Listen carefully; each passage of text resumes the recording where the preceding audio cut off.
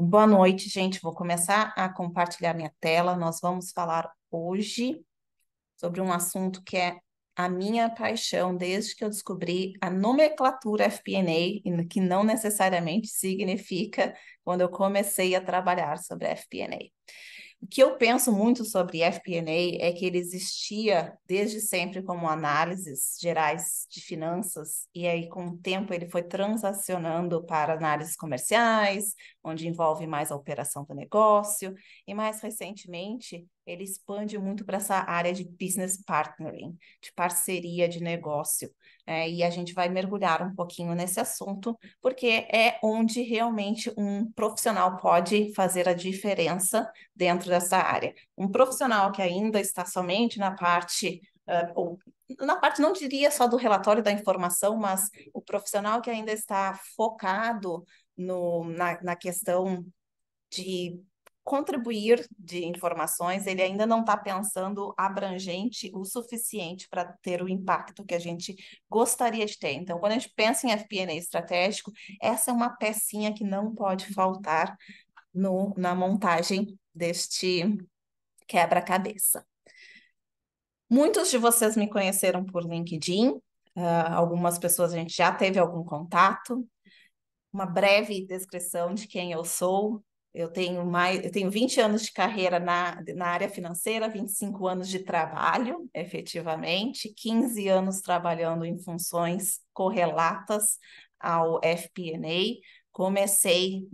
Meu primeiro emprego foi na análise de perdas e roubos da Disney Stores, que fica na Inglaterra, as Disney Stores, que na verdade somente as europeias fazem parte do grupo Walt Disney, as outras são franchising.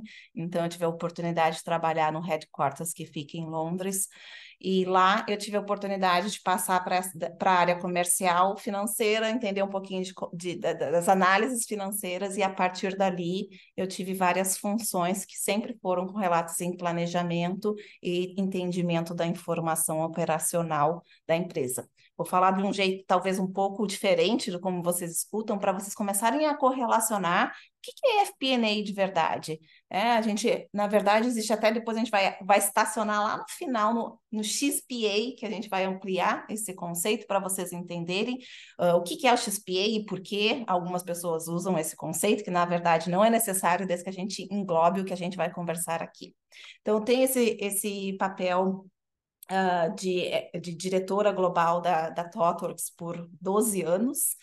Foi onde eu me desenvolvi como desde que a empresa chegou no Brasil. Ela foi uma startup, passou por todas as fases, passei por todos os processos de ampliação, de private placement, de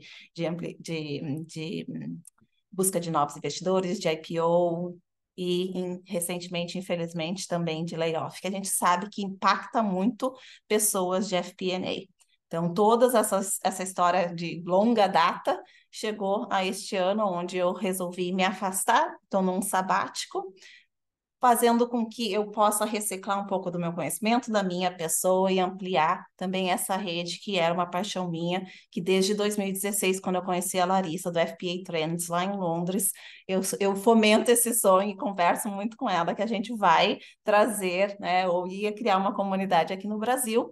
Como ainda não aconteceu do FPA Trends, né, vim para cá, eu criei eu mesma, mas eu e a Larissa vamos conversar já nos próximos dias, já deixa aí de spoiler para vocês. Também tenho essa conexão com o Cris Ortega, que foi a pessoa-chave no nosso papo com especialistas falando sobre business partnership. Também o Cris é um thought leader desta área, né, dos Estados Unidos. Também estou com contato com uma pessoa da Austrália, que também é thought leader dessa área de FP&A. Então, o meu grande objetivo é conectar o mundo com o Brasil, é botar o mundo no mapa, porque hoje a gente ainda não está neste mapa global, né, de FP&A, e eu acho que a gente tem uma potência, uma criatividade, conhecimento no Brasil ainda não aproveitado. Então, as rodas, elas não só acontecem para a gente compartilhar conhecimento, mas também para a gente criar e fomentar esse formigamento nos dedos para compartilhar conhecimento e para a gente conseguir fazer com que os times cheguem em um outro patamar. Hoje, então, estou trabalhando como mentora de profissionais tanto da área de FP&A como de carreira também. Trabalho muito voltado para mulheres, desenvolvimento, que também é uma paixão, afinal de contas, eu tenho uma quedinha por levar mulheres ao topo, obviamente por questões pessoais, né, é onde eu vejo que a gente precisa dessa diversidade também. Através do FPA Club, fomento questões sociais, porque eu acredito que a gente precisa trazer outras pessoas para essas rodas. Vocês viram lá como é que a precificação está acontecendo, é para realmente, para quem pode contribuir mais, para quem não puder naquele momento, para que a gente possa ter vagas sociais, para que a gente possa ter vagas para pessoas de menor renda e a gente, como grupo, se juntar. Eu acredito muito no poder da colaboração, isso é uma coisa que eu vou levar para a vida, que eu aprendi na TOTWORKS. A gente é privilegiado de vários pontos de vida e a gente precisa fazer algo para mudar o mundo. O mundo não muda sozinho e não muda somente a gente postando na internet. A gente precisa realmente agir, né, de forma diferente para que isso aconteça. Então, vocês vão perceber que eu tenho um perfil bastante diferente, eu diria, né, do que um financeiro tradicional, até porque me desenvolvi nos últimos 12 anos muito com a questão da liderança ágil, né, agilidade está no core da TOTWORKS. Para quem não sabe, a TOTWORKS, inclusive, é uma dos grandes escritores da agilidade, né? Então, os seus funcionários, né, colaboradores, ThoughtWorkers, fizeram parte da como é que se fala, né? De escrever o Manifesto Ágil, para quem conhece, né? Então, é uma fortaleza da empresa, todos os processos que a gente faz é dentro da agilidade, por estar tão próximo do negócio, né? Sou muito forte na gestão de negócios e também de cultura desta empresa. Então, sou apaixonada por discussões, por colaboração e amplificação de rede. Por isso, né, Daniel, vou te chamar também para te apresentar para a gente, para contar um pouquinho da tua história. O Daniel, como eu falei, e o Alexandre vai se apresentar também. Se levantar a mão, vão contribuir e eu espero que no futuro vocês também se sintam à vontade para vir contribuir nas rodas. Daniel. Boa, Dani, obrigado. Gente, contando um pouquinho da minha história, eu acho que esse resumão é legal, assim, mas bem overview. Eu sou de Natal, no Rio Grande do Norte. Vim para São Paulo estudar, 18 anos, não sabia nada do que eu queria fazer da vida. Comecei no Banco Original, numa área que não era ligada a FP&A, eu comecei em Compensation, uma área de RH. E eu tinha muito contato com a área de FP&A para conseguir transformar o que as pessoas do comercial faziam em remuneração variável. E aí a área de FP&A me chamou para trabalhar com eles. Eu passei por um processo de passar por um FP&A muito reporte e que a gente atrela muito a uma visão de controladoria, por uma mudança de um FP&A de business partnering. Então, o que eu achei legal de tudo que a Dani falou foi muito olhando para fora do Brasil, foi olhando o grupo FP&A Trends lá na Europa, assistindo webinar, fuçando mesmo, que eu e o meu gestor na época a gente chegou na conclusão de, cara, se a gente quer dar um próximo passo, vamos começar a fazer umas coisas diferentes que a gente nunca vê aqui. E aí a gente migrou para essa área de FP&A Business Partner. Eu passei por uma mudança gigante de não ser só um cara de finanças, mas ser um cara de negócio, quase que um cara de produto. Então, já vi muitos produtos diferentes. Em banco, eu participei de atacado, empréstimo CCB, investimento de longo prazo, operações de tesouraria, operações estruturadas. Passei depois pelo banco de varejo. Depois eu vim para a Tech hoje, que é o iFood. Imagina, eu vi empréstimo de dinheiro, hoje eu vejo venda de comida. É uma coisa muito diferente, assim, e você tem que conseguir se adaptar a lugares diferentes, você tem que conseguir se adaptar a produtos diferentes. Hoje eu faço parte da fintech do iFood. Comecei nessa de falar que eu vejo coisas diferentes. Ah, mas você continua em fintech? Pô, continue em fintech. Mas eu estou vendo um mundo muito diferente. Então, eu vim aqui para trazer um pouco do que eu passei e deixar algumas provocações até do momento que eu tô de carreira, coisas que passam na minha cabeça, perguntas legais a gente fazer. Putz, a gente olha a BP como uma coisa muito legal, muito estratégica, mas é o ideal para uma pessoa que quer fazer uma carreira de CFO? Será que a gente não tem que ir para um lado diferente, de putz, ter uma visão mais holística e menos focada, menos especialista em algo? Então, acho que vale a gente conversar bastante. Acho que é isso, um pouco da minha história aí. Obrigada, Daniel. Alexandre, conte para nós um pouquinho de você. Boa noite, pessoal. Bom, Dani, obrigado aí pelo convite novamente, né? Super prazer aí de compartilhar minha experiência, fazer essa roda de conversa. Acho que também, como eu comentei, né? Acho que nós, profissionais assim, de finanças, a gente é um pouco mais fechado, né? Então, eu gostei muito da iniciativa de trazer todo mundo para a reunião de hoje para a gente trocar, né?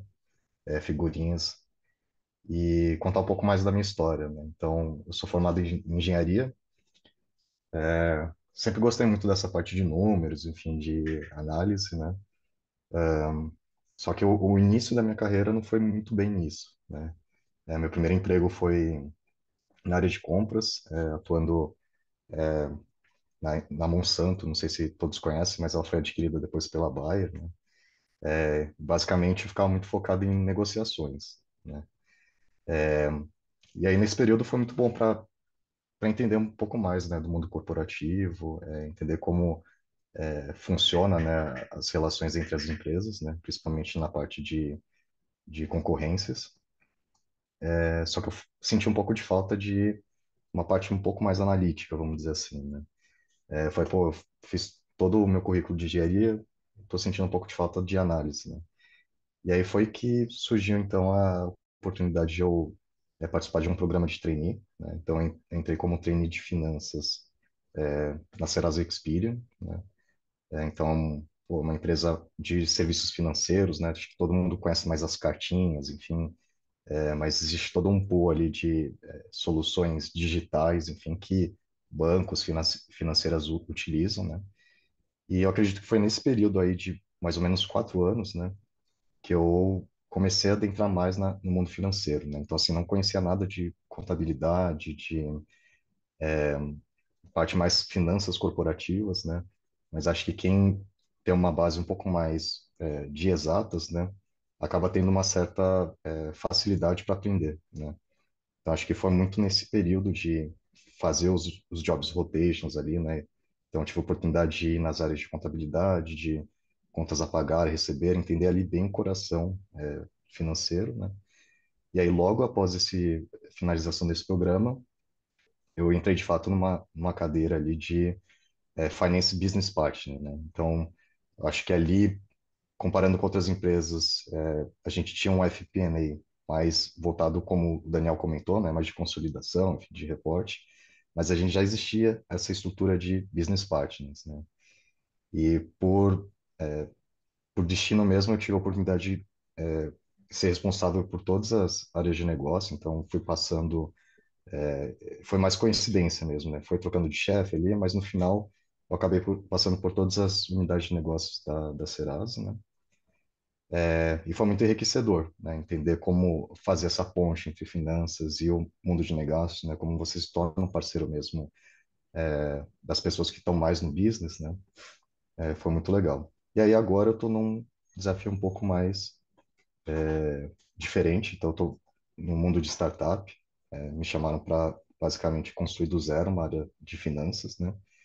E aí eu posso explorar um pouco mais depois, mas basicamente começar do zero, né? Então, acho que quando você cria algo novo, né, não tem nenhum tipo de legado, também tem sido uma experiência bem legal e uma indústria totalmente diferente, que é uma startup mais acelerada, né, de crescimento. Então, acho que é isso.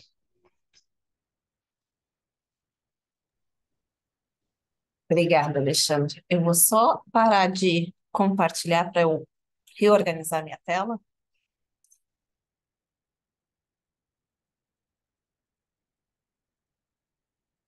para que a gente passe, então, efetivamente agora vamos conversar sobre business partner. Antes de mais nada, eu vou compartilhar com vocês um pouco de conceito. O que na internet diz que é business partnering? É um conceito que a gente descreve que o profissional de finanças trabalha, né? E como é que ele trabalha? É muito mais sobre como do que o que, né? Ele trabalha em colaboração com o negócio, com os outros departamentos, dentro de uma organização fornecendo essas informações de apoio financeiro. Então, se a gente for pensar no tradicional FP&A, que a gente geralmente pensa, que está fazendo planejamento financeiro, ele pode estar conectado com os departamentos ou não necessariamente. Então, o Finance Business Partner, ele pode, inclusive, ser uma função separada, como o Alexandre e o Daniel vão contar um pouquinho da experiência deles, ou ela pode englobar tudo que é a minha experiência.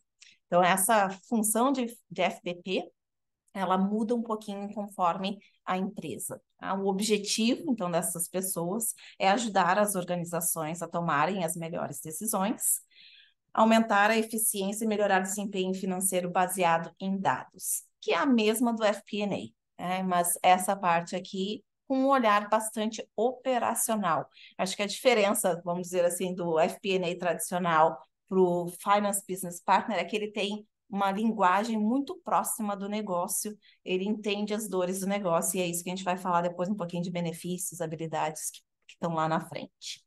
A gente precisa lembrar que esse parceiro de negócios é muito mais que um cargo, é uma combinação única de traços de personalidade, habilidades e capacidades que se encontram para formar líderes estratégicos de alta performance. Então, um FPP, ele tem um cunho de liderança muito forte. Quando a gente fala de liderança, líderes não precisam ter cargos necessariamente, mas são as habilidades usadas para navegar entre diferentes funções e trazer as pessoas juntas. Então, o FBP ele tem que dominar essas habilidades. E antes da gente passar para o próximo slide, eu quero convidar vocês para fazer um exercício. Deixa eu pegar aqui para mandar no chat. E todos vocês vão colocar neste link 3 habilidades que vocês acreditam que um FBP precisa ter. Se por acaso alguém tiver problema de acessar, me avise.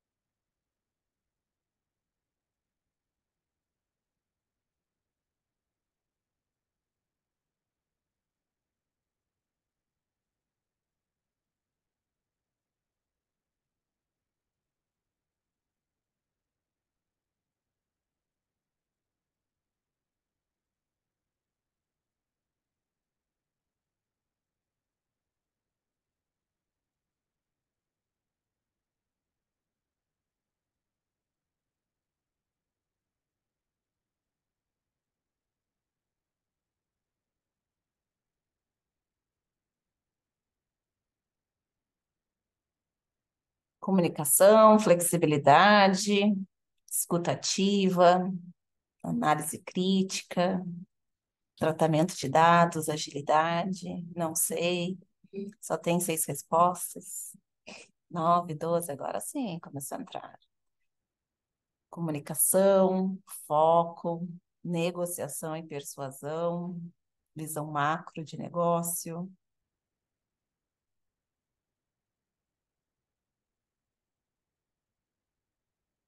É um diplomata, com certeza. Raciocínio, é político. Político naquele senso de conseguir navegar diferentes situações aqui, né, gente? Tem uma visão estratégica,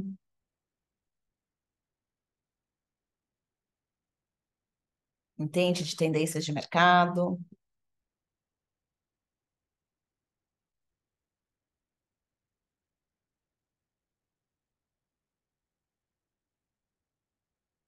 comunicação parece ser a palavra na cabeça de todo mundo. Vem junto com a flexibilidade. Analítico, parecem ser as 3 palavras que mais vieram na cabeça do pessoal aí. Muito legal, todos responderam. Bacana, gente. Então, tem uma palavrinha que não surgiu aqui, mas que nós vamos falar agora um pouquinho dessas habilidades, e daqui um pouco vai aparecer. Quando a gente fala dessas habilidades de um FPP, essa figurinha é de um artigo da Deloitte, depois eu coloco a fonte, que fala sobre 9, acho que foram 9, acho que tem um pouquinho mais, na verdade, porque cada caixinha daquelas ali tem mais de uma dentro.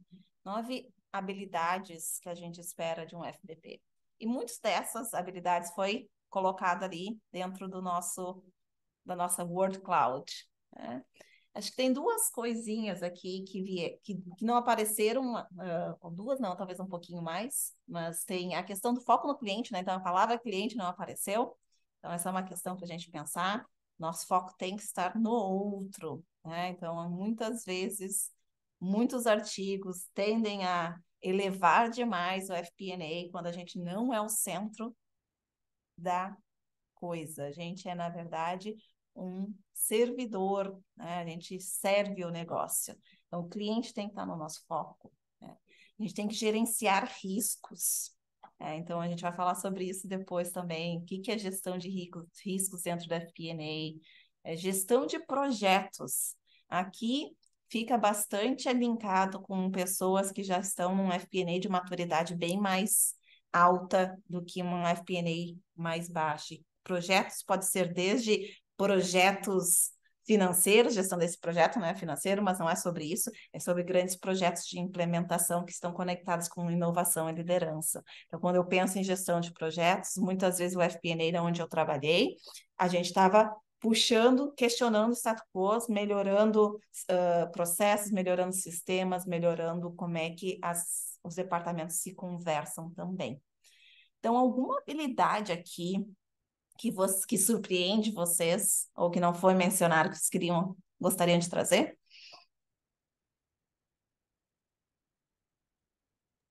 Acho que eu sei que é uma parte só, mas o 9 ali, quando a gente fala em inovação e liderança faz super sentido, mas a gente não costuma atrelar 100% de inovação, assim, quando a gente fala numa área de finanças, né? É uma coisa super certa, mas também é uma das coisas que a gente não citou na nuvem.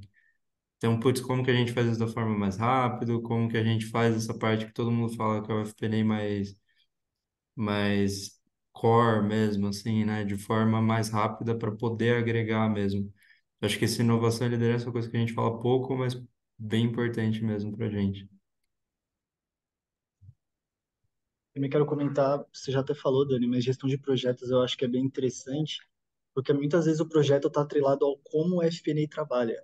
Você parar para garantir que você tenha uma fonte da verdade para fazer os dados baterem, para ter um lugar para checar, isso é um projeto. Você ter uma estrutura pouco madura e avançar para uma estrutura muito madura de dados exige um trabalho de formiguinha, uma gestão de prazos e de inúmeros stakeholders trabalhando em conjunto que exige essa habilidade. Né? Acho que é bem interessante. Isso é um ótimo exemplo, Felipe. Obrigada por trazer, que é isso que quero que vocês pensem quando pensarem em gestão de projetos. Não é análise de projetos, é gestão de projetos, né? Por exemplo, uma das coisas que eu considero um projeto bem grande que a FP&A lidera é o planejamento financeiro.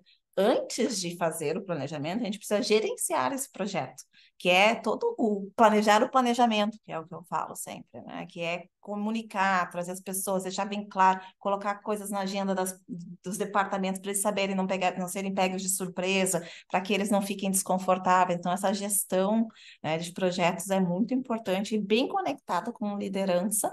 E como o Daniel falou, inovação, a inovação ela não precisa ser revolucionária, mas ela precisa ser incremental. Então, aqui a gente pensando em agilidade, né, inovação, quais são as melhorias do dia a dia que a gente precisa propor, desde melhorar o que existe, rasgar o que existe e começar de novo, né? Então, acho que esse profissional de FP&A com um FPP forte, ele tem essa visão de sempre estar mexendo nos processos, né? Com essa visão de melhoria. Dani, tem um ponto que também acho que não aparece aqui, mas eu pessoalmente considero super importante, que é a educação financeira das pessoas que se atende, né? Então, é uma coisa que eu sempre prezo. Cara, é super importante você fazer um treinamento com os seus stakeholders, enfim, as pessoas que você vai atender, dos principais conceitos financeiros. Muitas pessoas não sabem o que a gente faz, enfim, que os números representam, né? Então, se você não tiver essas pessoas com o mínimo, né, de conhecimento, você vai chegar lá na frente vai mostrar um monte de análises, enfim, e para a pessoa estar falando grego, né? Então, assim, eu acho que toda a parte de treinamento também, de mostrar o quão importante, né? Porque toda ação numa empresa, no final do dia, tem um impacto no seu resultado, né? Então, as pessoas precisam entender isso, né? A responsabilidade que elas têm quando elas trabalham numa empresa, né? Então, acho que essa parte de educação, acho que também é um papel que eu considero para o FP&A, enfim, para o líder, vamos dizer assim, de financeiro, né? Super concordo, Alexandre, bem pontuado. É algo que eu sempre trago nas rodas e, ó, me escapou aqui. Mas a educação, ela não só serve para o que o Alexandre falou, mas aqui já deixa uma dica para vocês. É dando que a gente recebe. Se querem saber como é que se influencia, começa dando. Então, dê conhecimento, empodere o outro a entender o que eles estão fazendo, que automaticamente, ao longo do tempo, a influência vem junto, né? Porque tu te torna autoridade daquele assunto, assim como parceiro, porque a pessoa conta contigo, ela sabe que pode te perguntar algo que considerado idiota, né, na mentalidade dela, mas que, na verdade, por a pessoa não ser educada, não sabe. Então, a gente coloca nesse lugar, né, de servidão, né, de servir o negócio, a gente consegue influenciar, né, e educar muita gente. Bom, então, aqui eu quero convidar o Alexandre e o Daniel a contarem uns 5, 7 minutinhos. Como é que foi a experiência de vocês? Porque aqui a gente falou de teoria. Quero saber da prática. Como é que vocês experimentaram o FPP? Quer Boa, começar, legal. Dani? Posso começar aqui? Posso Pode começar? já. Boa. O que eu sempre gosto de falar, assim, até, putz, sei lá, me chamam para uma entrevista para uma empresa que está começando a ter uma área de BP, assim, de finanças. Eu sempre falo a mesma coisa. É, os principais stakeholders, os diretores das áreas, eles não, eles não vão chegar e ver você como aquela pessoa que eles precisam no dia a dia e que você já vai chegar sendo a pessoa mais importante do negócio. Uma relação de confiança que você tem que criar. É uma relação de eu sou uma pessoa que agrega valor naquela área.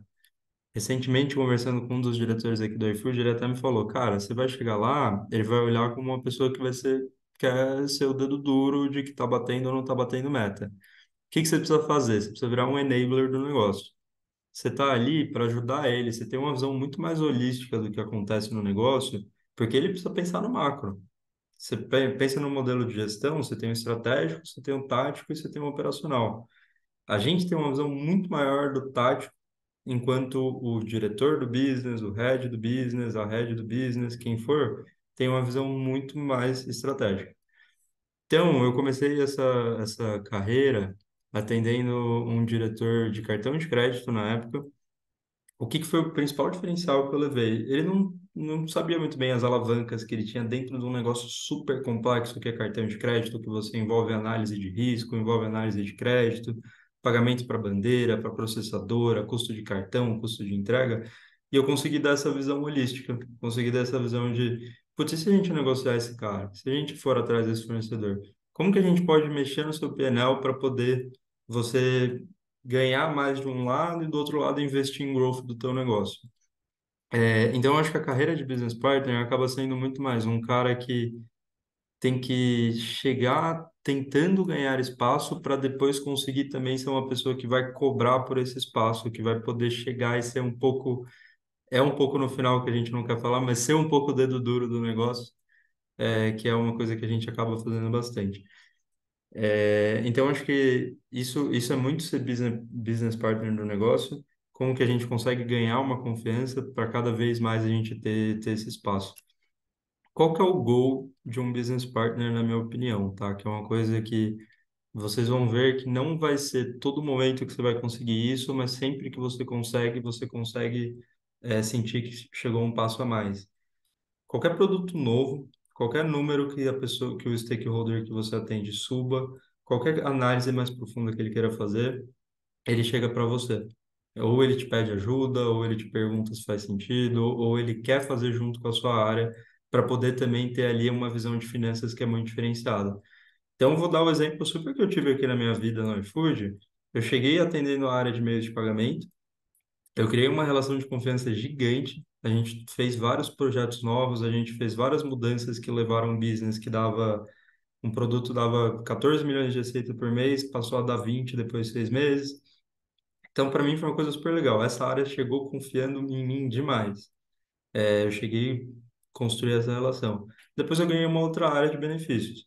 A área de benefícios com um desafio muito grande de growth, não batia a meta, muita coisa para estruturar, a gente tinha que melhorar muito, eu não consegui criar essa mesma relação.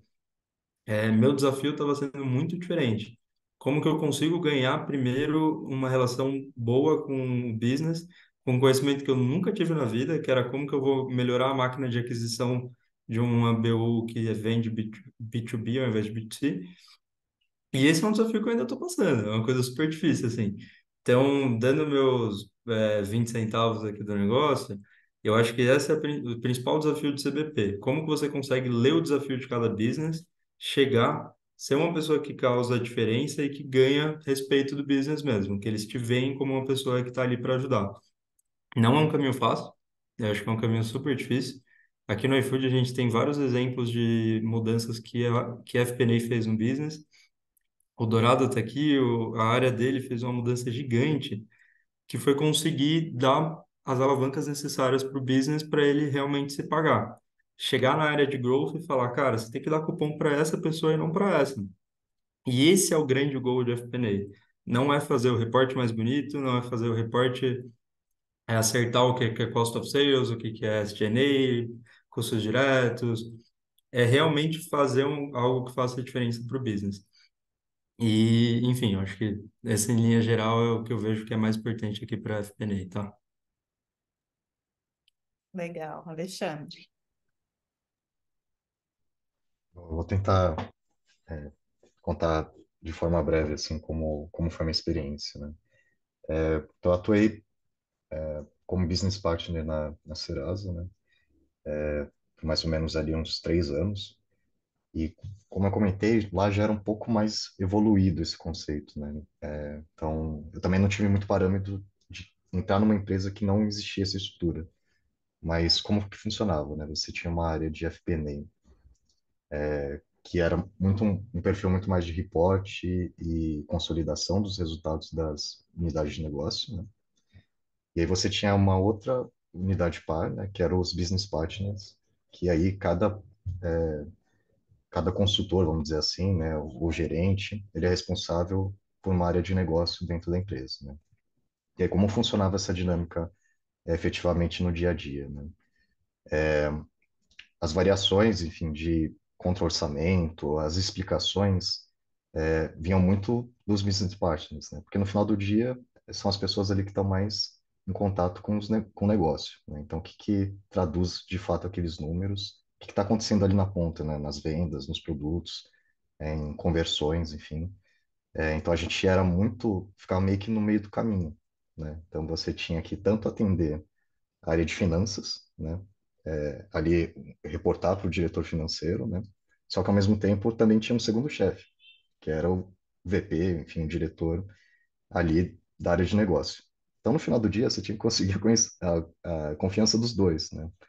E então acho que para mim, a minha experiência é muito de viver ali aquela sensação que você está no tiroteio, levando dos dois lados, né? E você tem que saber muito bem navegar nesses dois mundos, porque na maior parte do tempo vai haver conflitos ali, né? Seja por atingimento de meta, que o CFO ali vai puxar e o diretor ali do negócio não sabe nem explicar, né, o porquê daquilo, né?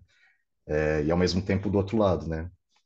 Você conseguir confiança da área de negócio de expor a vulnerabilidade mesmo, né, deles, né? Eu acho que um papel que eu consegui construir ao longo do tempo das áreas de negócios que eu atendi é realmente ser esse parceiro que ele está um pouco isento de estar dentro da área de finanças, né?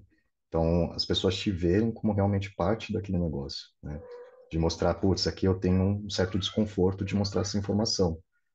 Putz, Ale, como que a gente consegue mostrar isso de uma forma mais clara, enfim, para não levar porrada? Putz, se o cara fez essa abertura, você já ganhou ele, né? Porque muitas vezes eles não vão te abrir isso, né? Você vai muito no viés de apresentar relatórios, enfim, mas na medida que ele vai entendendo um pouco mais, putz, eu estou aqui para te trazer insights, entender quais são os problemas, né? Ir ali na operação mesmo, né? Então, eu tive a oportunidade de atender tanto uma área de serviços de crédito, que era vaca leiteira, vamos dizer assim, que dava muito dinheiro, era muito rentável, e você tinha ali 4 diretores abaixo do VP, muita politicagem ali no meio, então você tinha que entender o perfil de cada um, de como você atendia cada um para também eles conseguirem levar a informação para o VP, né? E ao mesmo tempo também atendi a unidade de negócios ali meio que no turnaround, né? Que dava um prejuízo, então a gente tinha que eventualmente fazer reestruturações. Então, como que você leva, né, esse cenário totalmente diferente de avaliação mesmo da estrutura, né? Então, tudo isso cria muita confiança. Eu acho que o principal resultado de você ser um business partner eficiente, né? Acho que primeiro, as pessoas gostarem de você, e segundo, você conseguir a confiança delas para expor a vulnerabilidade delas mesmo, né? Então, acho que quando você chega nesse ponto, você cria ali um ciclo que, cara, tudo relacionado a números, enfim, finanças, eles vão direto em você. Eles nem vão enfim, pro seu diretor financeiro ou seu gerente. Ele vai contar ali com você porque eles entendem que você é o parceiro deles, né? É o cara, é o braço direito que eles podem contar. Então, tentando resumir um pouco mais, assim, de como foi a minha experiência e quais são efetivamente o papel, né? Foi mais ou menos assim como que foi comigo, né? Obrigada, Alexandre. Alguém aqui que gostaria também de partilhar alguma experiência diferente? Ou tem alguma pergunta? Fique à vontade. Eu não sei se experiência necessariamente, mas eu confesso para vocês que eu ouço, são histórias extremamente ricas, mas eu acho que tem várias nuances entre indústrias. Porque, por exemplo, eu trabalhei na PDG uma época, era uma empresa extremamente grande, de fato você necessitava dessas figuras de business partner em diversas regionais, que era como se operassem individualmente, né? Como se fossem é, mini holdings de projetos que são incorporados individualmente. E de lá para cá, mesmo passando por outras grandes empresas que tinha essa regionalização, você tinha normalmente uma diretoria separada de FP&A e de qualquer forma, a FP&A continuava, por algum motivo, o FP&A continuava sendo o catalisador dessas necessidades das áreas, das operações, né, das linhas de frente. Eventualmente empresas que não operavam como regionais, né, como um dono de negócio, de uma mini hold, mas de fato o diretor de engenharia te procura, o cara do comercial, marketing, crédito imobiliário, falando especificamente do meu setor, né? E eu acho engraçado isso. Mesmo a gente não tendo essa figura direta, né, sendo é, mais intrometido, talvez não é a melhor palavra, mas intrometido na operação do cara, de qualquer forma, pelas habilidades que se desenvolvem no trabalho, você atrai essas áreas para si e opera mesmo numa estrutura centralizada, que é o que eu venho trabalhando já, sei lá, pelo menos nos últimos 5 anos. De fato, você tem que preservar essa habilidade de entender o negócio, de ser pró-negócio, de conseguir resolver um problema da ponta, mesmo tendo uma visão já num nível um pouco mais estratégico de fato, né? E enxergando essas pessoas como seus pares de fato. Acho que era esse comentário. Adorei, André. Eu vou construir em cima do que tu está falando, porque a minha experiência ela vai bastante de encontro com isso. Quando a gente fala de FBPI, a gente falou sobre isso antes, a gente falou sobre essa questão que não é uma função necessariamente, tá? Então, em algumas empresas, como o Alexandre e o Daniel tiveram essa experiência, e eu sei que lá no Hotmart também é assim, eles têm essa estrutura de FBPs que é parecida com a de RH, né, quase. Dentro de algumas outras empresas, que é inclusive o nosso caso, o FBP, ele é em conjunto com a função FP&A. Então, é uma habilidade, né? Então, enxergue isso mais como habilidade do que como função. E qualquer pessoa dentro da nossa empresa que trabalhe no financeiro tem que ter o perfil de FBP. Então, quando a gente pensa nisso, e a gente está falando de novo, né? Quando eu falei de maturidade de times, maturidade de como é que a empresa enxerga FP&A, é assim que a gente enxerga. Então, muitas vezes, essa pessoa ela já entra no meio pro. Tem 5 níveis, né? A maturidade do FP&A, para quem não conhece, do FPA Trends. E a gente já está do meio para cima, porque as pessoas, quando a gente vai contratar, já tem que ter desenvolvido essas habilidades, né, de inovação, de liderança, de colaboração, enfim. Então, a função do FP&A é tanto fazer o planejamento quanto facilitar o negócio, né, a entender o que é necessário ser feito. É como se, como não? Eu falo assim, o FP&A, o FBP, ele é a pessoa, é o financeiro que aprendeu a se comunicar com o outro. Que finalmente resolveu aprender a falar a mesma língua do negócio. Ótima Então, ele definição, inclusive. não é? É a pessoa que parou de dizer não, não posso, não estou ocupada, agora é fechamento, e começou, não, peraí, me conta aí qual é o que vocês estão passando. Essa é a diferença, basicamente. Então, se a gente for tirar todas as nomenclaturas, a gente está falando assim, se vocês sentam como analista de contas a receber, vocês podem ser um FBP. Não precisa ser um FP&A. Tu precisa ser uma pessoa que tem essa habilidade de escutar o problema, conectar o que o negócio está tentando fazer com o teu trabalho. Então, eu sempre falo isso, e isso é uma habilidade também de liderança, a gente poder conectar tudo que está sob o nosso campo de visão. Então, a pessoa de contas a receber, ela tem uma função imensa quando uma empresa tem o foco de gerar caixa. E aí, se tu acha que o teu FP&A é a bolachinha mais recheada do teu pacotinho, tu tá errado. Então, a gente precisa ampliar essa visão e entender. A gente, teoricamente, né, o FP&A, esse FBP, ele entende o que o negócio está realmente tentando atingir. Se é um negócio que quer gerar caixa, é um negócio que quer crescer receita, é um que está focado na rentabilidade, é um que está focado nos seus múltiplos para poder abrir capital. O que está focado? O que está na cabeça do CEO? Isso é o que a gente precisa saber. E a gente precisa poder traduzir isso para todo mundo.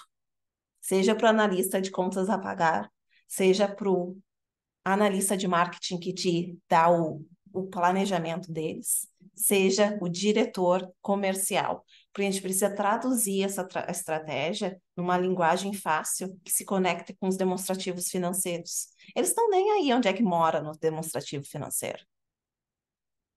Mas eles querem saber como é que eles fazem para atingir as metas. E a gente tem que ser guardião das metas da empresa.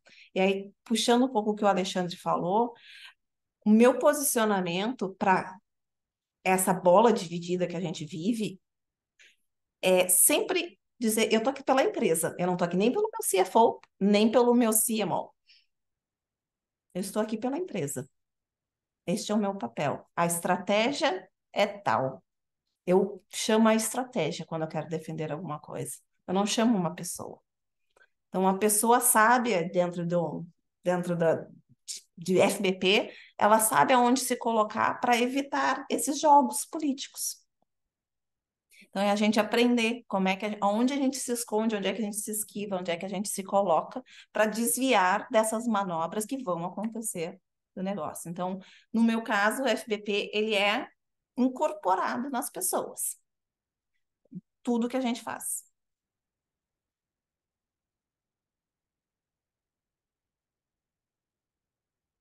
Por isso que eu sou tão apaixonada por esse assunto.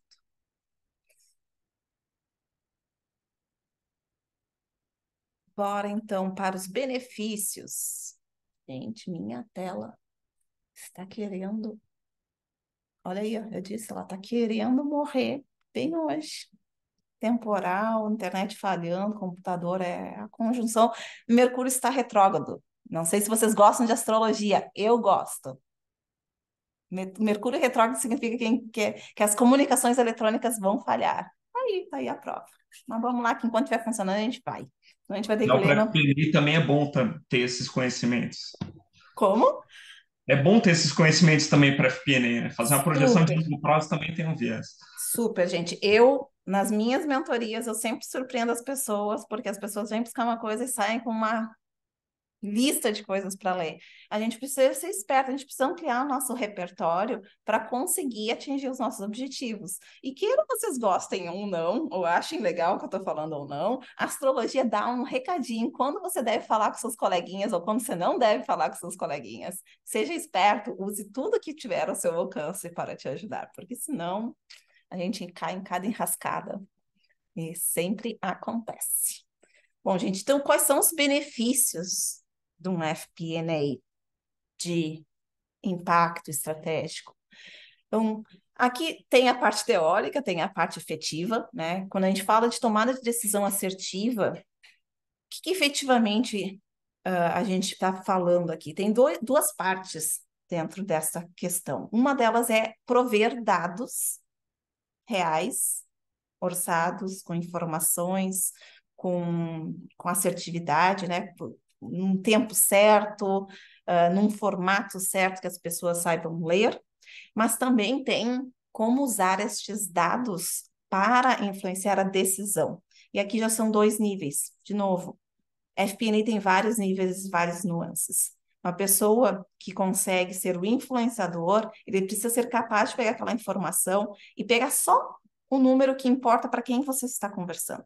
Então, a assertividade aqui é saber o que você pega daquele relatório de 100 páginas que você manda para o negócio para aquela pessoa que você está conversando. Isso é assertividade na decisão, porque a pessoa do comercial toma uma decisão diferente da pessoa do marketing, que toma diferente da pessoa da RH, e a gente precisa saber qual é essa informação para cada um. E aí os departamentos poderem tomar essas decisões mais assertivas. A gente é um pouco assim de... como é que se diz? É um farmer, né? A gente vai guiando as pessoas a tomarem a decisão certa com dados. Uma das questões que eu sempre trago aqui, a gente precisa entender viés. Tá? Só para jogar aí para vocês pensarem. Muitas vezes eu já caí nessa falácia de que dados confirmam os meus vieses. O que isso significa? Eu uso dados para confirmar as minhas teorias. Tenham cuidado com isso. Os dados, eles normalmente a gente consegue, como a gente manipula a informação, a gente pode manipular a informação para confirmar coisas que a gente gostaria que fosse verdade. Então, só cuida, tenha sempre um parceiro fazendo questionamento dos seus dados, né? Uma pessoa próxima ao qual possa questionar e possa te mostrar o outro lado para você não cair nesse lugar e talvez levar o negócio a tomar uma decisão errônea devido a esse viés que a gente tem internamente. Tá? A gente, por saber tantas coisas do negócio, aprimora a conexão do planejamento estratégico com a operação, que é aquilo que a gente estava falando. Quando a gente se posiciona como protetor do negócio, a gente tem que entender a estratégia e traduz isso nas questões financeiras. A gente traduz isso em números, traduz isso em processos, em relações, para que todo mundo possa entender essa terminologia financeira e que a compreensão do negócio para atingir essa meta estratégica esteja ali. E o desempenho da informação, o desempenho da organização vai para outro nível. Então, a gente pode se posicionar como um dono de dados que fornece essa informação e essa pessoa passa dali por diante, ou você pode escolher, como eu escolhi na minha carreira, ser uma pessoa bastante estratégica. Estratégica é conseguir colocar os sapatinhos daquela pessoa. Quando eu estou em marketing, eu sou uma pessoa de marketing. Quando eu estou com alguém comercial, eu sou uma pessoa de comercial. Eu não sou financeira. Eu falo a língua deles, eu entendo os problemas deles. Teoricamente, a gente então aumenta a eficiência quando a gente consegue ser efetivo. Né? A gente consegue trabalhar em colaboração com as áreas, com esses departamentos, e a gente consegue identificar e abordar as ineficiências, que eu acho que foi o Alexandre que comentou, que às vezes quando a gente aborda a ineficiência de alguém, é delicado. A gente tem que saber abordar isso, a gente tem que saber corrigir de uma forma humilde, prestativa, né? Sempre é bom lembrar que nós estamos servindo o negócio. Então, a gente agiliza os processos, reduz os custos, melhora o desempenho. Então, quando a gente pensa da maior eficiência, não é somente colocando relatório para diminuir custos. Olha só, marketing gastou 50% esse ano a mais, então deveria ter cortado 15%. Não necessariamente é sobre isso. Às vezes é sobre não, o marketing deveria ter gasto 70% a mais que ano passado, e, na verdade, o departamento X deveria ter gasto menos. Otimização, né? Otimização a eficiência, ela, na verdade, tem várias caras. A gente aumenta a responsabilidade, porque a gente coloca os dados na frente das pessoas e consegue que os recursos sejam usados melhores, mas também a gente consegue medir, né, áreas, como é que elas estão performando. Claro que nenhuma medição é perfeita, e eu acho que como FP&A a gente também tem que saber que nenhuma medição, mesmo que a gente queira acreditar, matemática quantitativa seja a melhor, não necessariamente é. Então, a gente também precisa ter esse olhar, e por isso que eu convido vocês a olharem, para se desenvolverem, estudarem algo na área de mais humanas, para que vocês possam entender essas nuances quando vocês chegarem nesse patamar de influência efetiva mesmo no negócio. E aí também vai contribuir muito a ter esses relacionamentos mais fortes. E quando as pessoas têm relacionamentos mais fortes, elas automaticamente têm os mesmos objetivos e elas se ajudam. Então o negócio acaba ganhando muito. Então, quando a gente tem esse fomento de colaboração, mesmo que a empresa seja altamente competitiva, extremamente política, a gente consegue, pelo menos, imprimir dentro do nosso ambiente uma colaboração que possa ajudar a empresa. Se não for possível, eu sempre falo para as pessoas, se questione se aquele é o melhor lugar para estar e se desenvolver como financeiro. Talvez não. Outros benefícios que vocês incluiriam?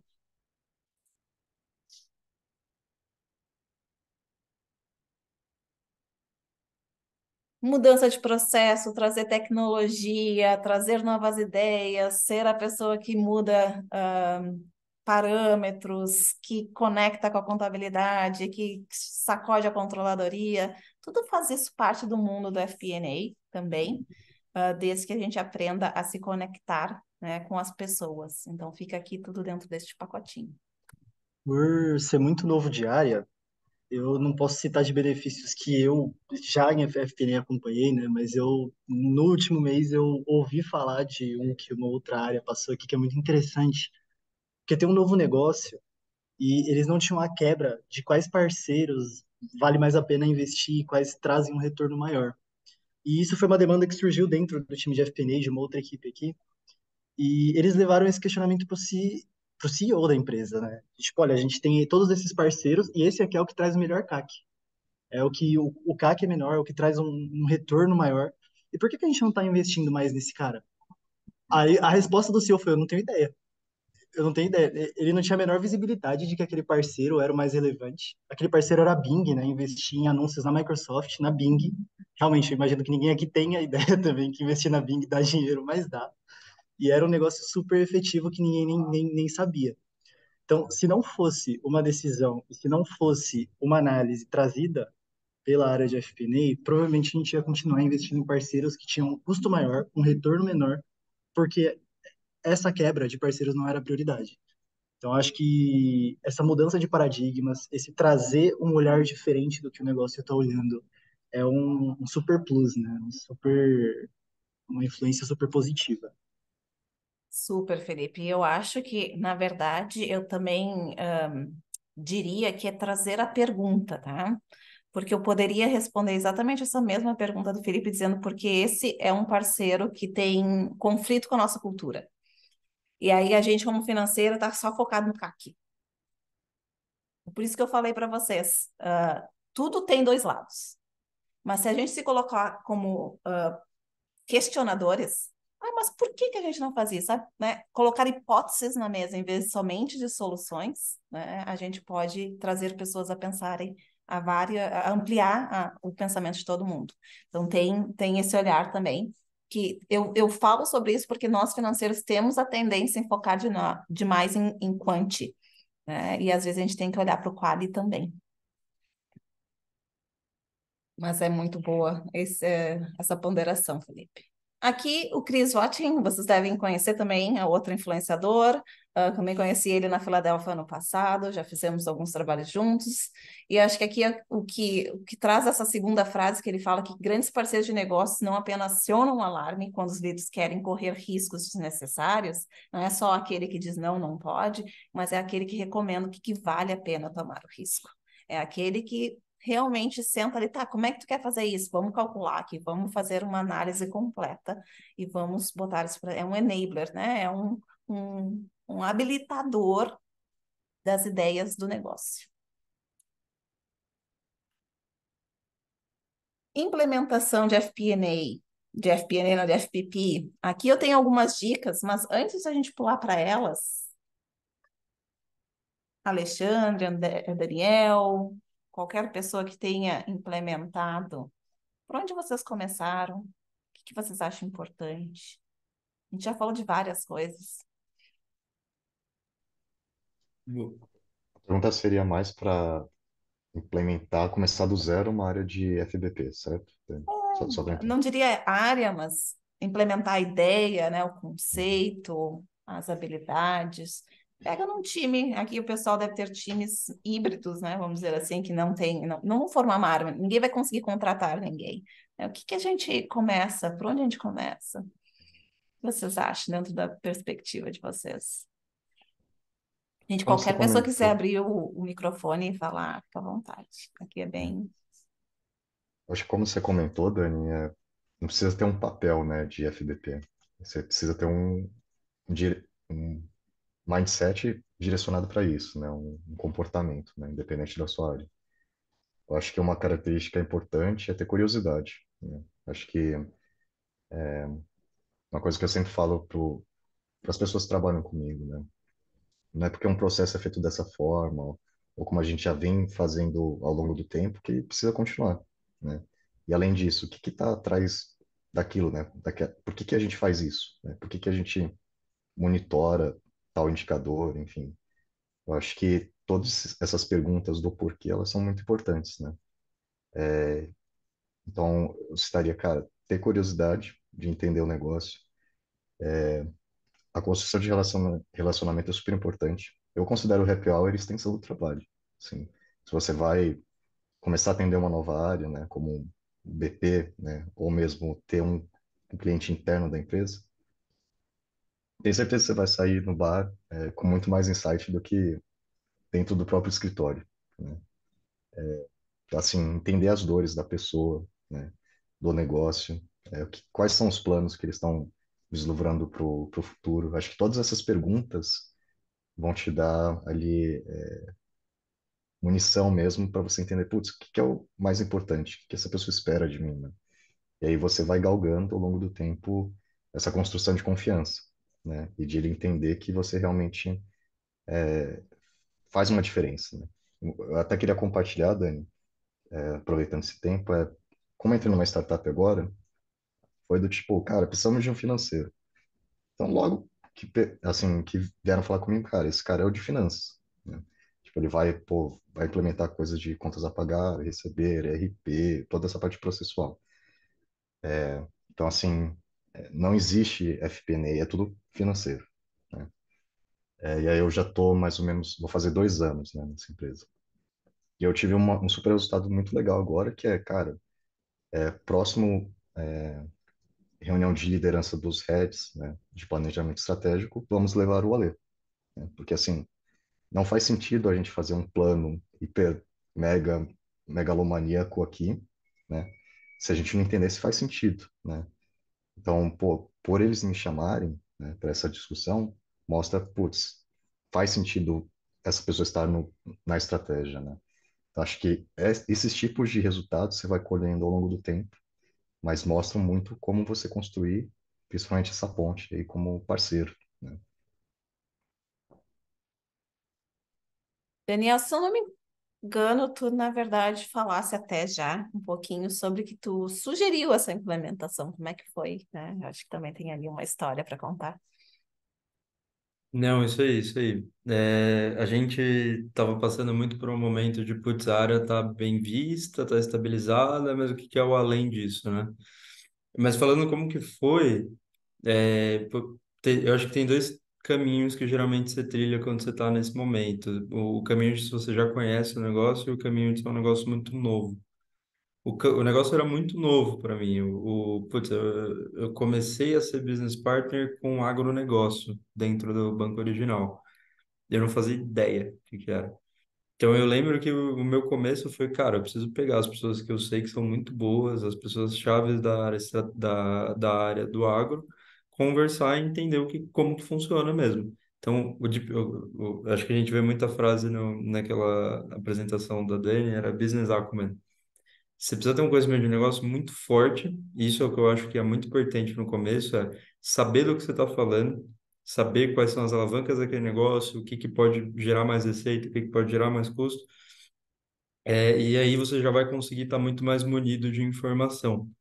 Próximos passos é essa criação de relação com a área de negócio.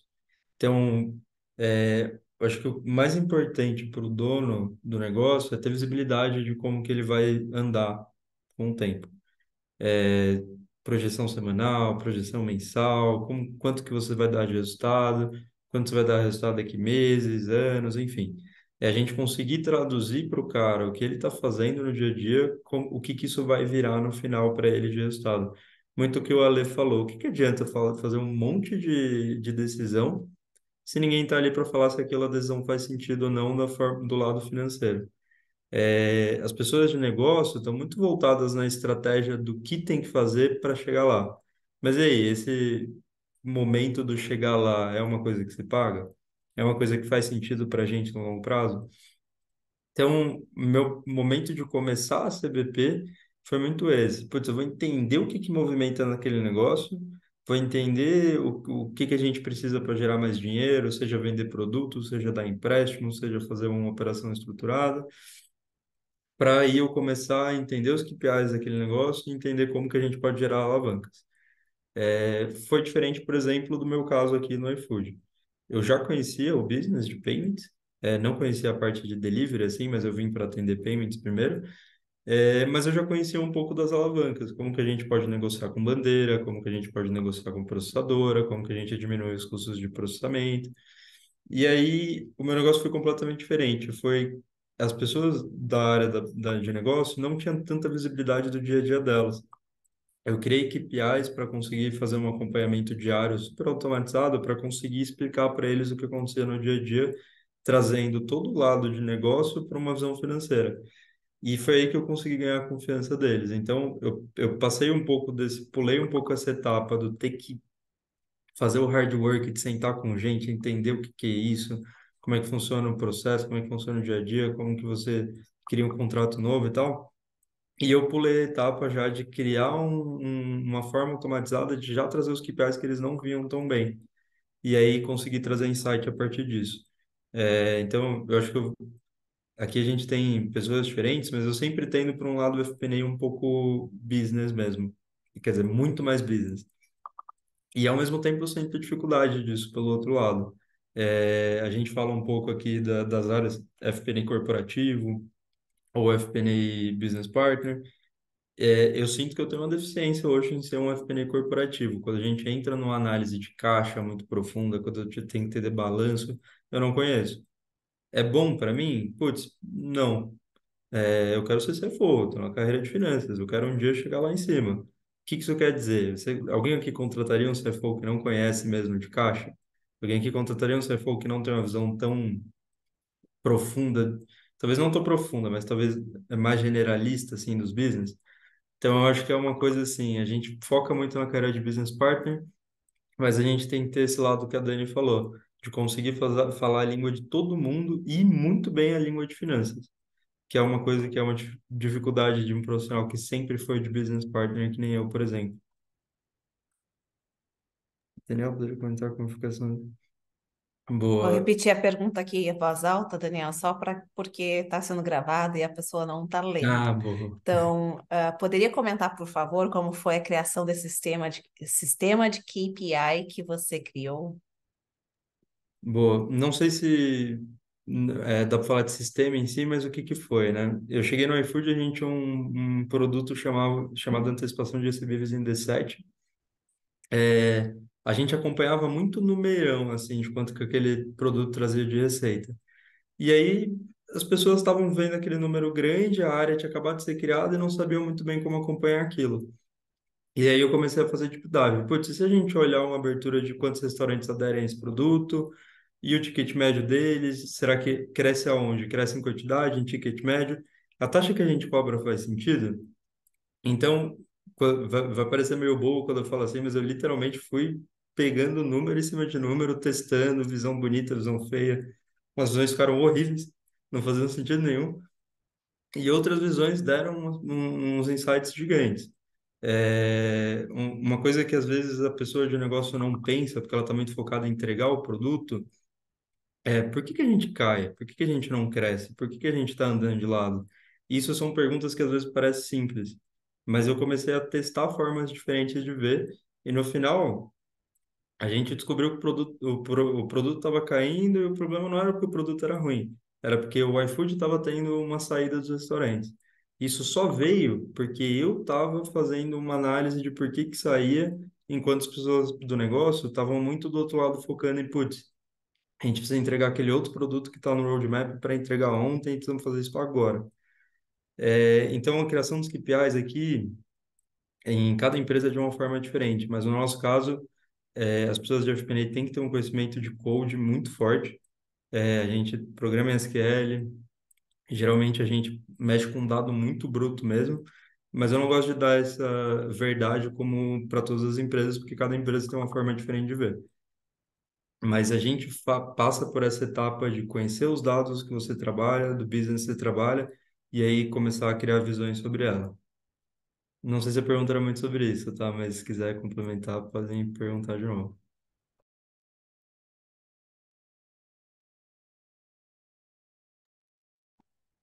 Bom, gente, Dani, ó, ai, pode falar. desculpa.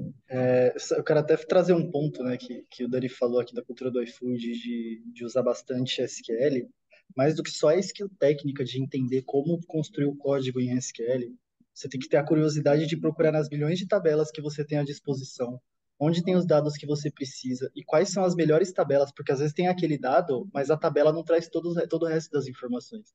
Então é a curiosidade de entender o que as áreas construíram em termos de dados e como aquilo vai servir à tua análise. Mas eu diria que a curiosidade é tão importante quanto o SQL nesse momento, né? Porque você é um explorador com uma picareta ali, né? Explorando com a sua ferramenta ali. Isso é bem bacana, mas também é bem desafiador.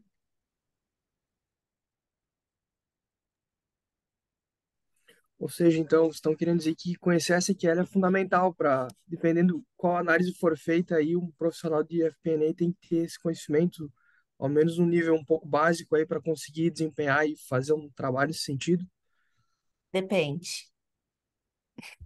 Vou pular, Daniel, porque o que que acontece, Everton? Isso é muito verdade para empresas que não têm uma base de dados conectada. Então, o que que o Daniel e o Felipe estão descrevendo? Que é uma realidade em muitas empresas, tá? Mas não necessariamente tu precisa resolver com SQL. Nós resolvemos na ThoughtWorks com Power Query, porque para a gente não tem tantos dados assim. Aí, de novo, o nível de produtos que o iFood tem é infinitamente maior do que uma empresa de professional services.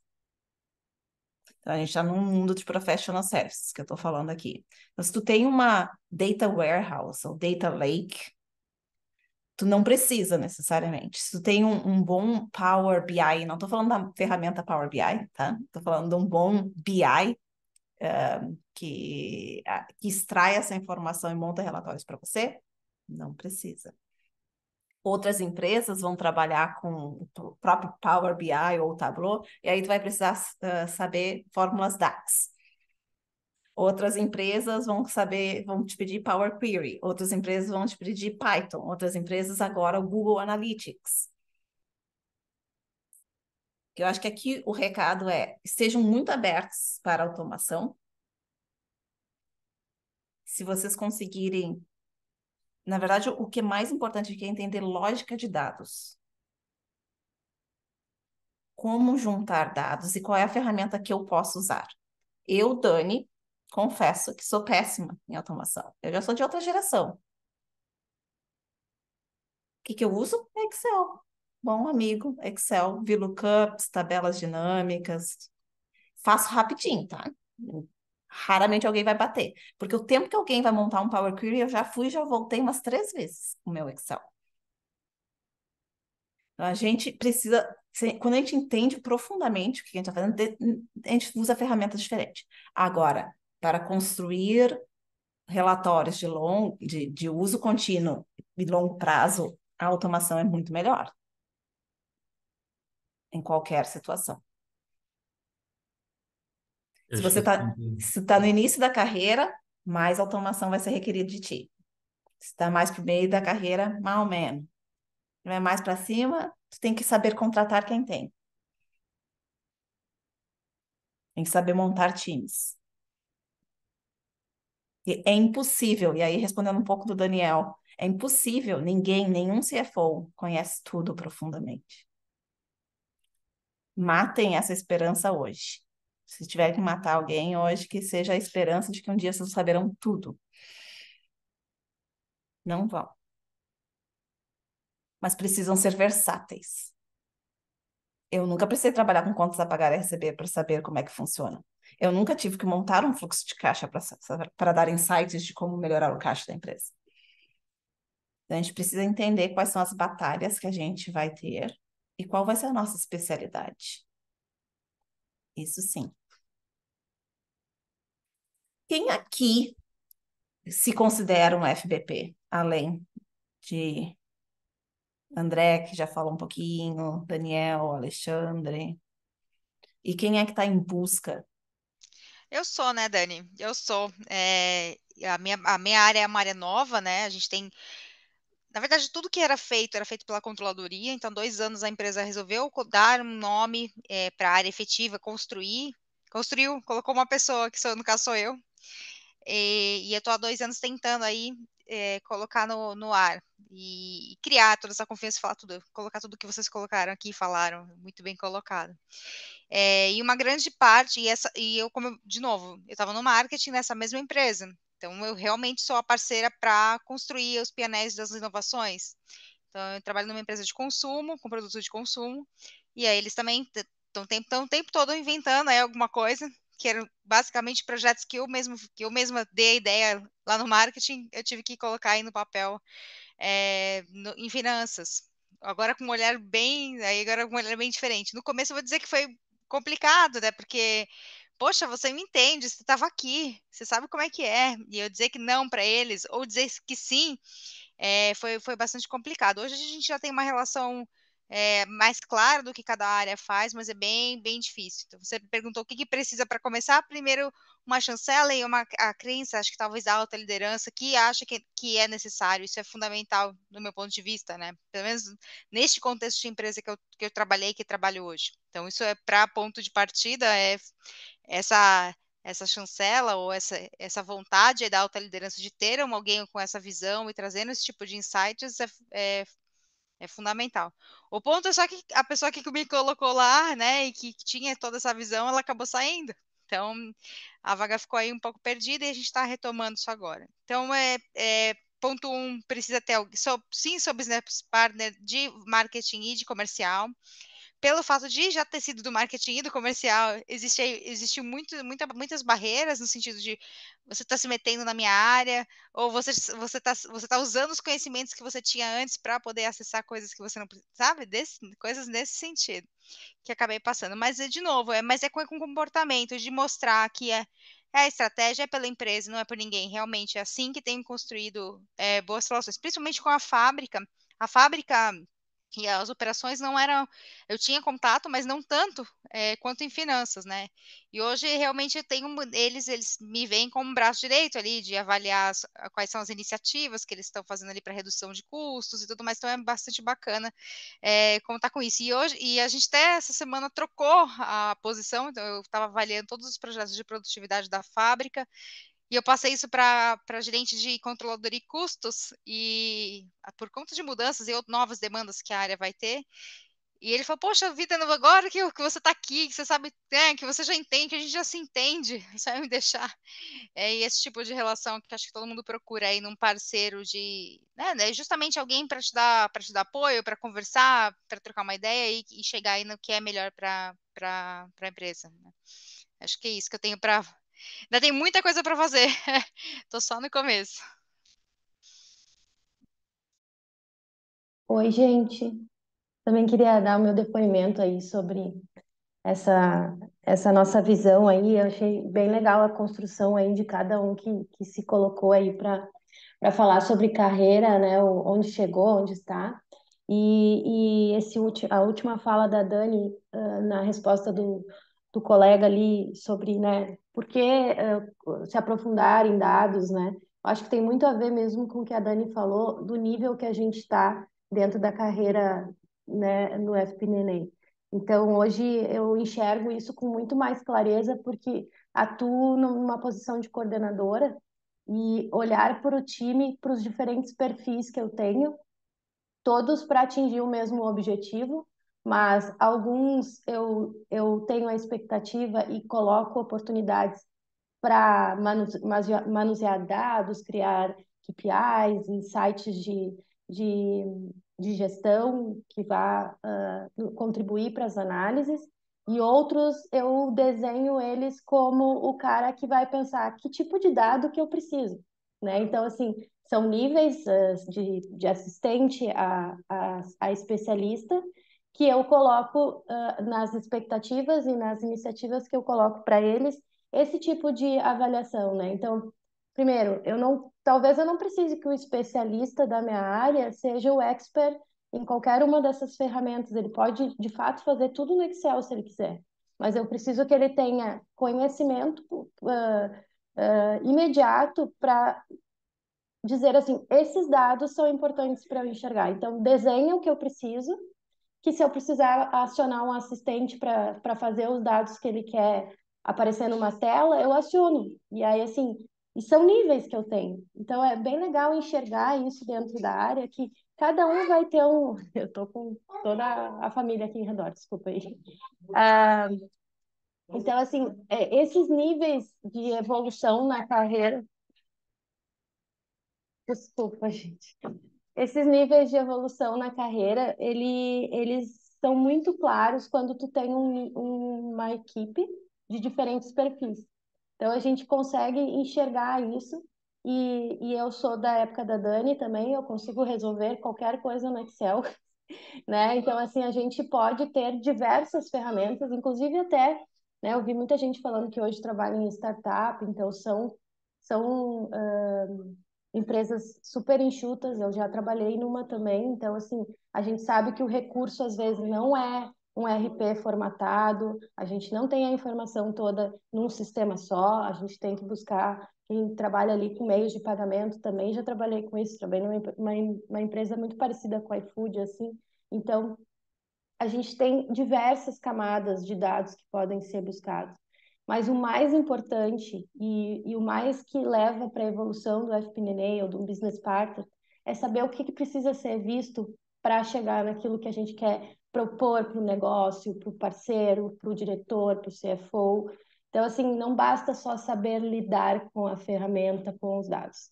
A gente tem que criar um conhecimento muito mais específico de negócio, mesmo sendo, às vezes, apartado dele, porque, né, não é toda empresa que tem o business partner lá dentro da operação de alguma diretoria, vice-presidência, enfim, mas é preciso que a gente estabeleça essas relações dentro desse FP&A ou das áreas de controladoria, para que a gente possa trazer esse insight, não só tacar-lhe um DRE, né, e dizer assim, é isso que mostra o CAC, enfim, todas essas medidas aí. Então, essa é a minha experiência. Hoje, sim, eu me reconheço como uma business partner, né, mas numa atuação um pouco mais de desenvolver outros, né, buscar esses insights, mas é uma carreira, assim, que a gente nunca está estabilizado. Sempre tem mais para aprender, sempre tem mais para evoluir. Eu gosto muito dessa visão da Letícia sobre a questão de formação de times, né? Lá no, tanto no Instagram quanto no LinkedIn eu já partilhei um pouco, até uma pseudo-tradução, né? É baseado num artigo da FP&A Trends que foi escrito pelo Mark Gandy, que foi um dos colaboradores do nosso Papo com Especialistas, que fala que evoluiu para 5 funções de FP&A, né? Então, tem a tradicional, é essa que a gente conhece, o júnior, o sênior, o pleno, né? Essa é uma que eu desconsidero ela total desnecessária. Na verdade, ela diz mais sobre o que aquela pessoa pode conquistar e qual o retorno, né, que ela vai ter do que realmente a função da FP&A. E dentro das 5 funções, tu vai ter o modelador financeiro, então é aquela pessoa que sabe fazer as modelagens financeiras, né? Tem o cientista de dados, então alguém que saiba manipular dados, talvez seja aquela pessoa de automação no teu time. O analista, né? Então, o analista ele pega os dados do cientista, né, e transforma aquilo num relatório, e o modelador financeiro também usa essas bases. Aí depois a gente vai ter o contador de histórias, né, que é aquele que vai contar as histórias, que vai falar dos insights, que vai falar das ações, e vai ter o influenciador, aquele que entra em campo quando precisa que alguma coisa aconteça, né, ou não necessariamente. Mas, assim, essas 5 funções, elas podem tanto ser separadas quanto juntas. Eu não sou fã dessa coisa de separação, é sempre juntas, né? Mas pensar como é que vocês unem habilidades do time de vocês, né, de uma forma que faça sentido, porque ninguém vai ter 10 pessoas no time que vai fazer 2 disso, 2 daquilo, mas como é que vocês fazem a formação do time é bem importante. Como é que a senioridade vai entrar, quem é que vai ajudar a liderar, quem é que vai ajudar a coordenar, né? Eu trabalho numa empresa muito horizontalizada, então não existe esses papéis de gestão média, então como é que a gente formata times e fomenta, né? É muito legal de pensar.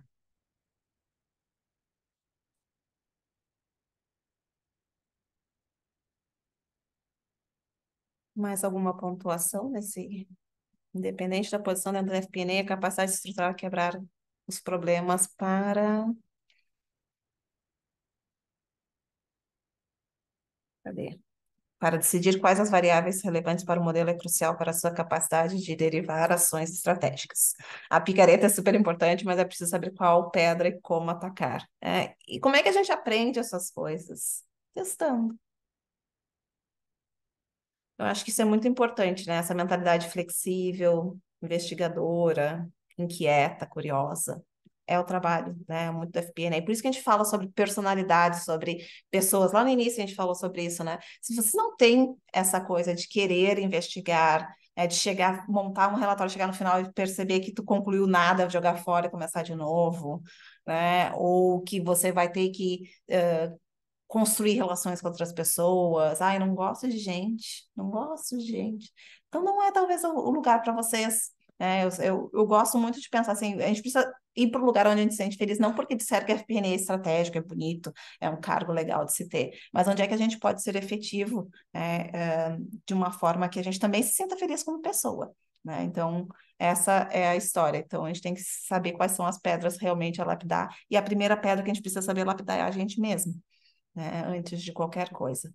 Mas o que a chave aqui é entender do negócio, né? Então, uma vez a gente entende o negócio, vai saber qual é o dado que tem que buscar, onde é que tu tem que investir, quais são as construções. E tem um ponto aqui que eu quero trazer que o Alexandre trouxe sobre happy hour, que é um ponto polêmico, principalmente para a mulher, tá? Porque mulheres geralmente têm uma segunda jornada quando vai para casa e a gente não necessariamente é convidada para os happy hours, a gente não é incluída. Quero que vocês saibam disso, porque vocês são homens do futuro, e espero que vocês pensem que pelo menos façam os happy hours em lugares mais inclusivos. Mas, para quem não pode, nem mesmo ir nesses lugares inclusivos, a dica para as mulheres é estar aberta para convidar as pessoas para tomarem café dentro do horário de trabalho. Taca ali um ping, taca ali um chat, taca ali uma mensagenzinha. Cara, tô querendo saber o que teu departamento está precisando. Quero te ouvir, né? Então, assim, só para a gente também colocar isso em contexto, para colocar esse outro lugar, porque eu sou mulher, eu sei como é que isso funciona e tenho esse olhar também. Então, no remoto, sim e não, porque as agendas estão abertas, pode ir lá simplesmente marcar uma reunião e dizer, estou precisando falar com você. Né? Então, eu acho assim, é muito questão de postura nessa hora. É o que vocês realmente querem conquistar. Então, quando a gente pensa em implementação, tá? Eu tive a oportunidade de implementar o FPP muito antes do conceito de FPP existir. Na verdade, num conceito maior dentro dos times financeiros globais da TOTWORKS, mais de 15 países, como é que a gente começa, né? Por onde a gente começa se a gente não tem essa base? Não só como pilar de função, mas como é que a gente insere isso dentro das pessoas, né? A gente falou aqui em várias habilidades que não necessariamente as pessoas estão acostumadas. Como a gente falou, o financeiro tradicional, ele foi criado dentro de números, de planilhas, de CACs, de ROIs, de EBITDAs, esse que passa na cabeça de um financeiro. Então, quando a gente vai implementar um FPP, a gente tem que ampliar, né? Ampliar o conceito de o que é ser financeiro, o que é ser uma pessoa estratégica, então começar a comentar, falar, né? Então, se vocês querem mostrar isso para o time, fazer uma apresentação, trazer as pessoas juntos, fazer o que a gente está fazendo aqui, é bem legal. Manda artigo para elas lerem, contribuírem, para que elas se sintam incluídas nesse processo de mudança. E eu acho que, por estarmos no financeiro, a gente já tem muitas bases de conhecimento de negócio, não profundo ainda, mas uma das coisas que a gente precisa muitas vezes é começar com a construção dos relacionamentos. É não achar que o remoto é um problema, não achar porque aquela pessoa não te dá oi é um problema, é simplesmente ir atrás da construção desses relacionamentos um a um, com paciência, para que a gente possa se mostrar disponível. Financeiro geralmente é uma pessoa difícil de alcançar, fala uma linguagem estranha, está sempre ocupado. Então a gente tem que lembrar. Tem um outro post lá no Instagram que eu fiz sobre como é que a gente quebra essa mentalidade das pessoas que inevitavelmente acham que a gente é chato. A gente tem que lembrar disso. A pessoa pensou, financeiro, chato, não quero falar. Então, como é que vocês quebram isso? Acho que daí, por isso, de novo, perfil de pessoas, que estão a fim de quebrar esse perfil, vocês vão ter que abrir as portas ao qual vocês ainda não foram experimentados como, né? Então, a partir desses relacionamentos, porque só a partir dessas interações vocês vão conseguir mostrar valor para essas pessoas. O que vocês podem efetivamente fazer por elas? A chave está no outro. Como é que a gente bota foco no outro? Como é que a gente faz perguntas que coloquem o outro no palco? O que tu precisa? Como é que eu te ajudo? O que no passado tu não conseguiu do financeiro que eu vou resolver para ti? Qual é a parte do planejamento que tu mais odeia? Quais são as coisas que tu gostaria que alguém mudasse se tivesse uma varinha mágica?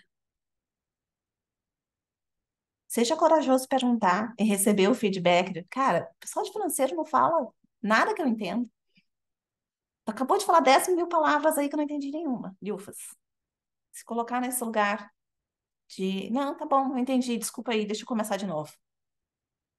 Então, construir para conseguir mostrar esse relacionamento. Então, só a partir daí tu vai conseguir educá-lo. Porque se tu fala a língua dele, tu vai educar, e aí a troca, né? A troca vai sempre com esse olhar de que, como é que eu posso te fazer ser bem-sucedido? Eu vou te explicar aqui umas coisas que vão te ajudar a atingir tuas metas. Olha a linguagem como é diferente. Me dá aqui a informação que eu preciso fazer o planejamento. Vocês não entregaram, vocês estão atrasados. Cara, o que tu precisa hoje de mim para conseguir entregar esse material? Estou aqui disponível para ti. Se a gente não está disposto a mudar qual é a cadeira, o lugar que a gente senta, como é que a gente se posiciona, a gente não vai ser bom FP&A nem FBP. Nem líder, nem CFO. Esquece a cadeira de CFO. Então, o foco está sempre no outro, né? Experimentar as soluções de vocês. Eu coloquei isso aqui, achei que esse relatório pode te ajudar. Não, não é, olha só o meu relatório, tome e entenda. Olha só, eu montei isso aqui, eu acho que pode te ajudar. O que tu acha? O que eu posso mudar para ficar mais fácil para ti? Aprenda a colaborar com essas pessoas. De verdade. E gostar disso. E lembra que a chave está no processo, não no final. A gente se torna melhores humanos e melhores profissionais ao mesmo tempo. Isso aqui são habilidades de vida, se a gente for parar para pensar. Não é habilidade só profissional. Se eu escuto o outro, eu estou disposta a mudar. Eu sei que eu não sou a pessoa mais inteligente da sala. Estou disposta a assumir que eu sou um aprendiz.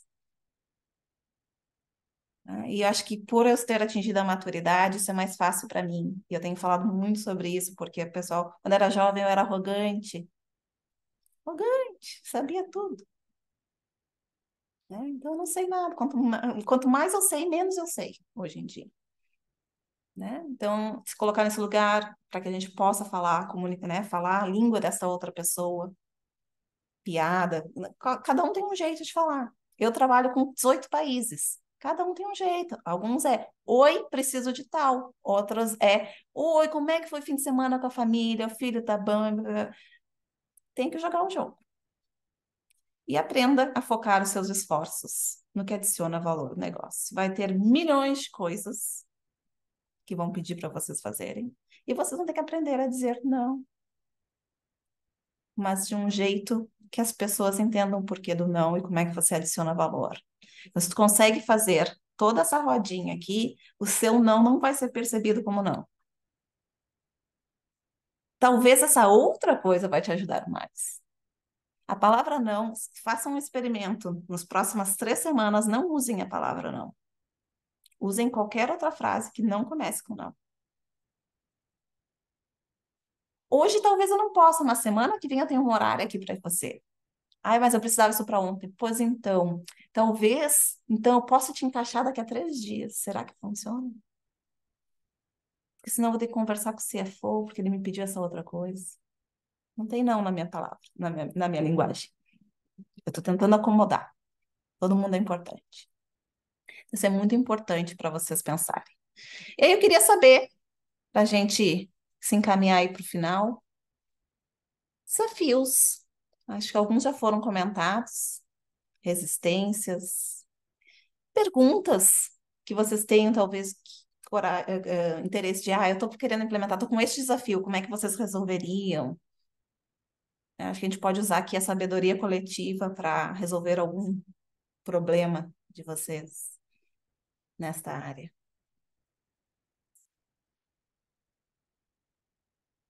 Como eu lido com o comercial que não me dá a planilha na data certa? Vocês têm que ter histórias dessas, gente. Não é só eu.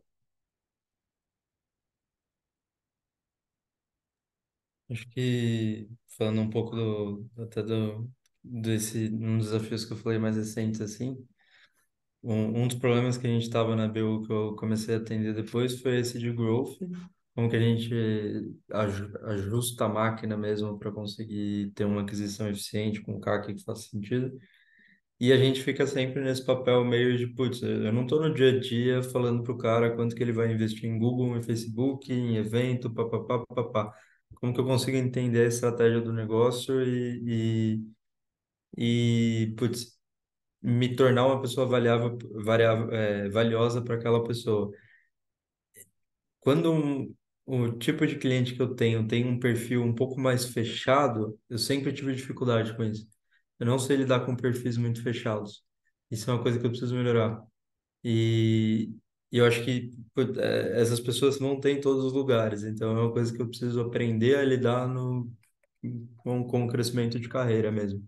Pessoas que são muito daquela, sabe, aquela patotinha, não quer dar tanta informação, sente que não é o momento, ou não quer expor possíveis erros, coisas do tipo. Que é muito o que o Alexandre falou. Quando a gente vê que a gente consegue ganhar esse espaço, é uma coisa muito legal. Mas algumas pessoas são muito difíceis de fazer isso, e é uma coisa que eu tenho dificuldade. Como é que tu acha que tu quebra essa barreira? Tudo isso que eu falei de ganhar confiança do negócio, de trazer insight novo, de conseguir criar uma relação mais pessoal de empatia com aquela pessoa, eu acho que são caminhos muito bons. Eu sinto que alguns perfis são mais difíceis de fazer isso. E eu tô nesse embate de realmente não conseguir lidar com esses perfis. Então eu acho que eu tenho que mudar a forma que eu sou mesmo. A pessoa que eu sou putz, eu geralmente sou aquela pessoa mais, sou uma pessoa mais introvertida, que não costuma sair falando com todo mundo e tal. Mas eu tentar com essas pessoas ser uma pessoa mais, caramba, eu esqueci aquela palavra. Tipo, direta mesmo, de chegar e ter que questionar diretamente, sem ir do lado da amizade que eu não faço com as outras pessoas. O que você acha daí? Todas as alternativas são boas, né? E eu acho que uma das coisas que eu sempre penso, a gente sempre quebra a resistência das pessoas. No caso, tem os introvertidos e tem os resistentes, que são duas coisas diferentes. Isso é o que vocês precisam mapear. O que que essa pessoa está te dizendo? Primeiro passo, por que que isso me incomoda? E o que que isso diz sobre mim? É uma pergunta que a gente geralmente não faz. Segundo, qual é o perfil dessa pessoa? Qual é o padrão de comunicação dela? É porque ela é introvertida? É porque ela é muito ocupada e eu ocupo muito espaço dela, eu sou muito prolixo? Preciso mudar a minha comunicação? Ou é porque eu não estou mostrando meu valor para ela? Eu sempre acho que quem não quer dar a informação é porque ela tem medo de dar a informação. Então, o que que eu faço para remediar isso? Eu dou tudo. Eu abro meus livros, mando informação, até a pessoa ficar envergonhada de me dizer não. Cara, essas informações eu acho que vai te ajudar. Tuf, tuf, tuf. Só completando, eu já passei muito por essa questão de querer informação e não receber a informação. Então, um meio que eu encontrei muito disso foi: senta aqui, vamos conversar e eu vou te explicar o porquê, o motivo que eu preciso dessa informação. Porque eu vou fazer um indicador X, eu quero chegar em tal resultado e eu preciso muito dessa informação. E isso vai ser um benefício não só meu, mas de todos, para sua área e para a empresa como um todo, né? Eu migrei, né? Eu me identifiquei muito aqui nessa conversa, porque eu migrei, saí do comercial e fui para o planejamento financeiro, mas não para uma parte analítica, e sim eu cheguei como BP, porque o planejamento financeiro era uma área vista como intocável da empresa.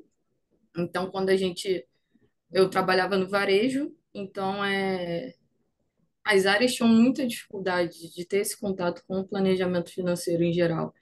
Então, me pegaram lá no comercial: olha, Bia, você se relaciona muito bem com as outras áreas, você já tem essa captação de clientes, fornecedor, então vamos trabalhar aqui. Você vai trabalhar como BP do marketing, da TI, do digital, ali do e-commerce, e a gente precisa entender o que eles estão fazendo e da maneira que isso pode afetar os nossos números. Então, assim, vamos trazer eles para perto da gente.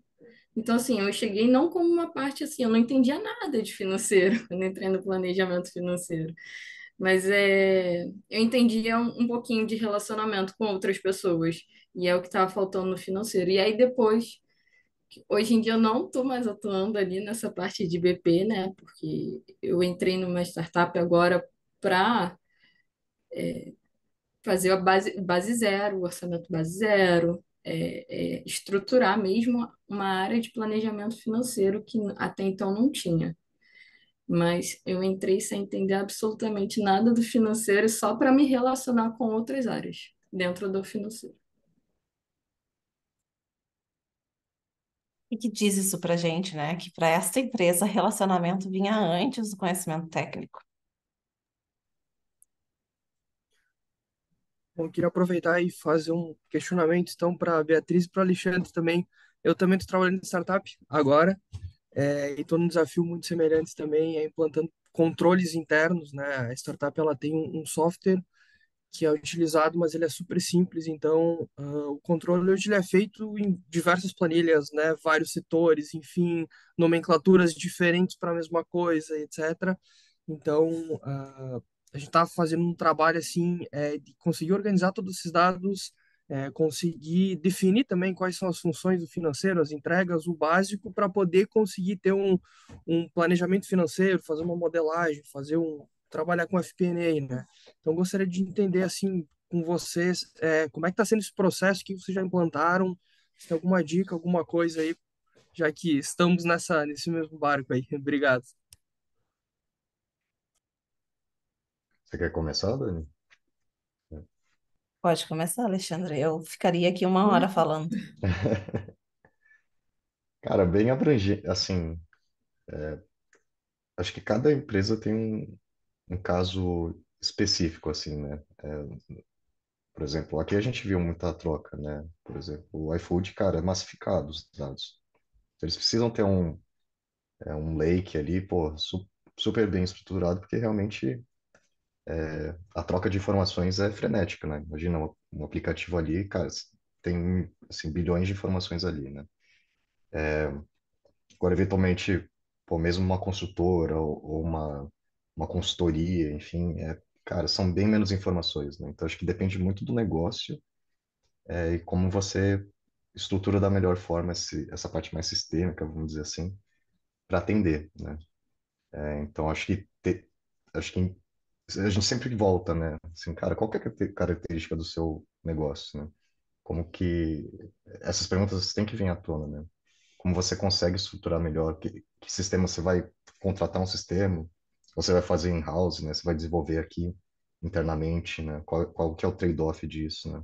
Quais são os prós e contras disso? Então, acho que esse tipo de reflexão é mais importante do que, cara, começar a botar a mão na massa e, cara, pesquisar tal ferramenta, enfim, acho que para mim, antes de começar a sair fazendo de fato, né, essas implementações, entender os sistemas, acho que é primeiro entender qual que é a melhor forma de você atender o negócio, né?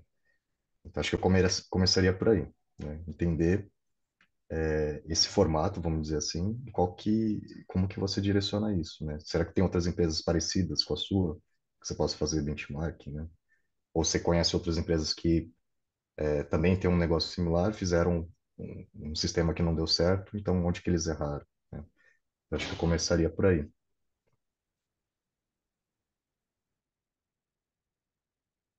Beatriz, quer adicionar? Não, é exatamente isso também. Eu senti muito também na minha transição, saí de uma empresa tradicional e mais tarde eu lidava com SAP, o BI, e aí hoje em dia eu utilizo puramente o Excel dentro, porque é uma empresa bem pequena, e entender o estilo de negócio que a gente está tratando e se adaptar na linguagem deles, a tratativa de como isso vai ser feito e passado.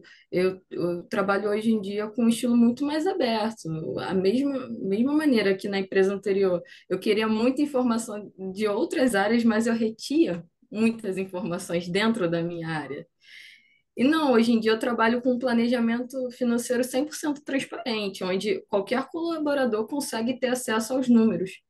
Então, entender como que a gente quer passar essa informação para a empresa, independente do sistema que a gente tenha para usar. Então, assim, e a gente vai falar com outras pessoas que não são da área financeira e que não vai entender a nossa linguagem. Então, assim, é, ter acesso fácil e criar facilidade, tanto para você quanto para o estilo de negócio que está sendo proposto. Adicionaria duas perguntas, Everton, para vocês se guiarem. Como a gente é uma empresa ágil, eu tive que aprender isso na ThoughtWorks. Eu passei muito tempo brigando com essa máxima do controle, né, financeiro.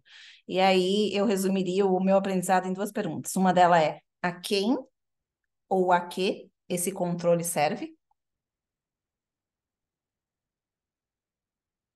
E segundo, qual é o risco e benefício de criá-lo?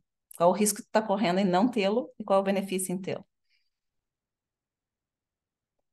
A gente tem a tendência, a gente veio da faculdade com a mentalidade de criar processos e controles que criam burocracia. Em startups, não é a melhor saída. Burocracia pede gente, gente que não existe. Eu passei muitos dias trabalhando 14 horas até entender que eu precisava reduzir a burocracia. Porque os times de startup são muitas vezes enxutíssimos, para não dizer migalhas, gente. Lembrei de uma situação. Principalmente na área financeira, né, Dani? Sim, Essas empresas com teor assim de escalabilidade muito grande vão focar sempre mais em produto, tecnologia e menos em financeiro, mas a exigência para o financeiro é entregar no mesmo teor que grandes empresas tradicionais com um monte de funcionário. Então, assim, já passei por isso também. Trabalhava 14, 15, 16 horas, passava a noite virada para tentar entregar aquilo que o CEO lá queria e sem recurso, né? Muitas vezes o recurso, a tecnologia e o dinheiro que eles vão colocar para recurso é todo para produto, todo para o negócio, para bombar, escalar, e muito pouco para a área financeira, muito pouco mesmo. E é assim, eu já vi vários e é mais ou menos isso. Quando chega num nível um pouco melhor, a gente recebe ali uma ajudinha do RP, né? Mas assim, o resto é meio que muito assim difícil para a área financeira quando a empresa se projeta e assim tá tudo certo. Só que a gente tem que estar disposto a isso. Então assim, quem está em início de carreira, que tem, né, bastante tempo, né? Hoje a minha situação, por exemplo, já é bem diferente. Hoje eu já não encararia mais um desafio dessa forma, né? Filhos, né? Toda a minha estrutura já não me comporta ficar 14, 15, 16 horas dedicada a um processo ou a uma entrega que eu não tenho tanto recurso e nem investimento para isso. Então, acho que o foco quando está dentro de uma startup é otimização e tecnologia, mas além de parceiro do negócio, tu tem que convencer que para otimizar, para ganhar tempo, para trazer resultado financeiro e reportes rápidos, tu vai precisar um pouquinho de investimento na área. Então, assim, mudar um pouco esse conceito que financeiro vai ser o último pedaço de investimento dentro de startups. Eu acho que é o maior desafio, assim. Então, eu tive essa experiência, já vi de outras formas, eu acho que tem também outras áreas de startup, por ser mais enxuta, mas a gente sempre tem que ficar pensando que a gente vai estar com o mínimo recurso de pessoas e de estrutura de tecnologia e vai ter que entregar no mesmo potencial.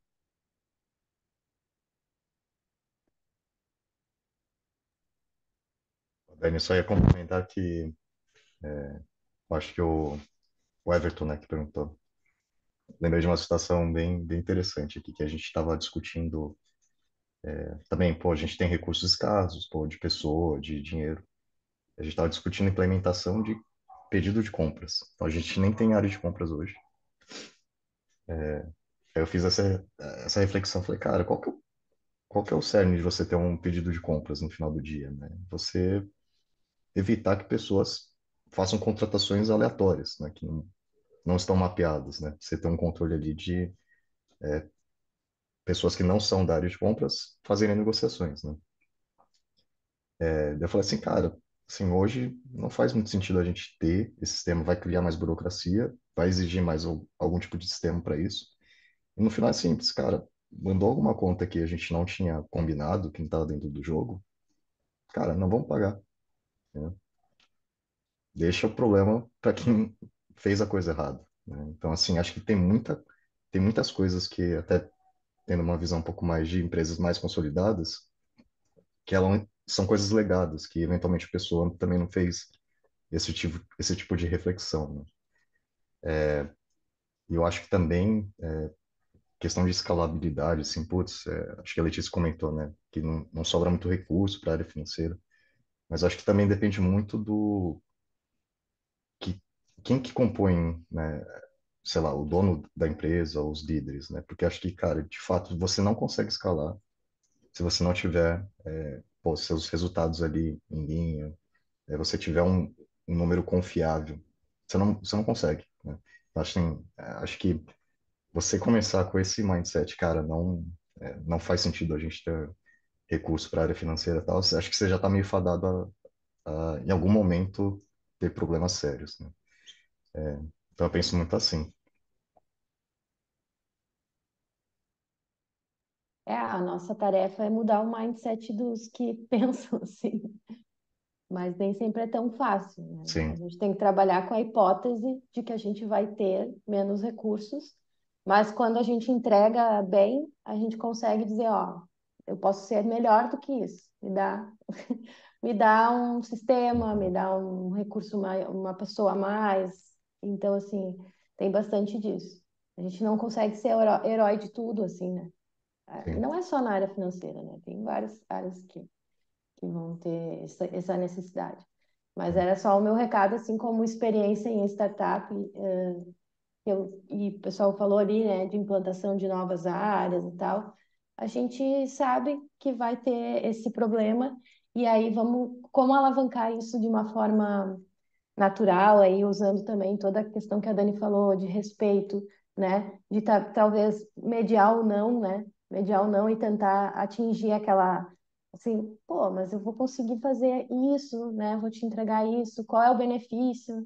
Então, assim, acho que essa construção, ela precisa ser, principalmente nos mais jovens que estão, e aí, alavancando áreas, é isso, sempre olhar para o problema, para a solução e o resultado disso, né? Então, não sendo muito metódico, mas trazendo esse contexto. Mas realmente é bem desafiador criar uma área assim do zero. Vou desejar sorte, assim, adicionem aí, acho que é um network importante, tenham dúvidas, querem tirar alguma dúvida com pessoas mais experientes aí do grupo, podem chamar que a gente responde, né, Dani? Eu acho que é isso. Esse é o intuito também do clube, né? Então, Sim, gente, a gente tem um grupo de WhatsApp, para quem não sabe, quem não tá lá, qualquer eu coisa me não tô. chamem, qualquer coisa me chamem no privado que eu mando o cadastro para vocês e vocês me incluam, que aí também acontecem essas trocas por lá. A gente está 5 minutinhos depois do horário, só para respeitar. Eu quero só deixar a última reflexão com vocês, que foi um momento da minha vida. Opa! Que eu quero partilhar com vocês. Muito se fala hoje de XPA, né? O que que é o tal do XPA? Gente, FP&A mais Business Partnering é XPA. Simples. Dúvidas?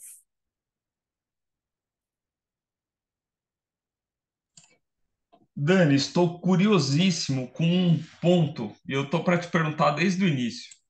Vale. Gente, É, só para eu perguntar, André, todos estão de acordo em ficarem mais uns minutinhos? Que eu quero tirar uma fotinho antes de vocês irem. Tranquilo? Então, bora, André. o, você tem esse skill que eu acho brilhante e eu acho que eu tenho pouco de entender um pouco mais das pessoas, né? Conseguir enxergar a reação delas.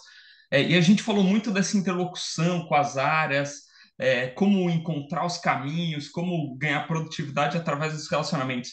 Agora, tem algum efeito, tem alguma vantagem que vale a pena a gente gastar tempo na nossa carreira para poder aplicar no entregável em si, entender as pessoas para a produção de fato do FP&A? André, eu diria que o grande ganho está na satisfação do trabalho que você faz, mais do que somente na entrega.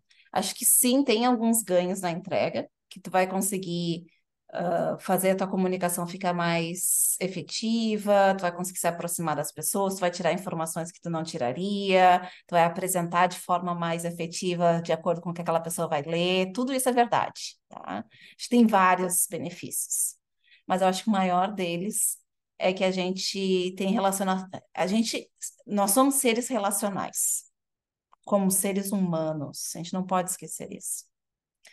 Isso a neurociência tem falado agora, né? Os grandes psicólogos, pensadores, filósofos já falavam sobre isso. E eu acho que a gente se afastou dessa máxima que a gente é ser relacional. Então, trazer o relacionamento para dentro do trabalho é muito mais do que somente o resultado físico. É curar o fato que a gente está doente dando os empregos que a gente está, porque a gente já não se relaciona como seres humanos uns com os outros. A gente só quer resultado. E o resultado é resultado. Lembra que a palavra resultado é resultado de algo? Então, se a gente investe no relacionamento, todo mundo trabalha mais feliz, porque eu não estou tentando te sacanear, eu estou só tentando te ajudar. Então, para mim, André, isso foi o maior benefício. E assim, gente, eu vou contar um segredo para vocês, tá?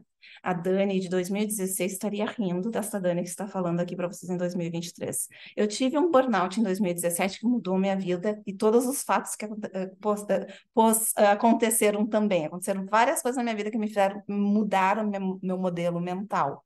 A Dani até 2016 não pensava assim. É possível mudar se vocês quiserem, assim como eu quis.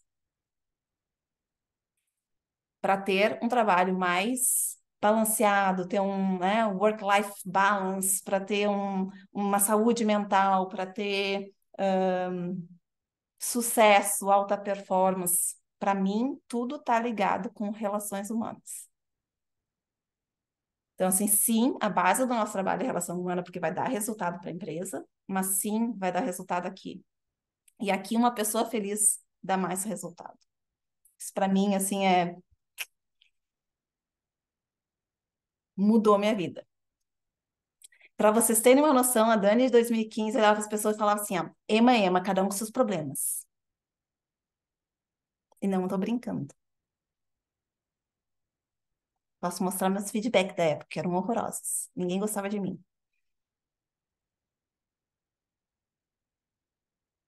Eu era aquela que a pessoa me via na ponta do corredor e dizia, tô indo pro banheiro. Minha mãe me ligou, tá passando mal.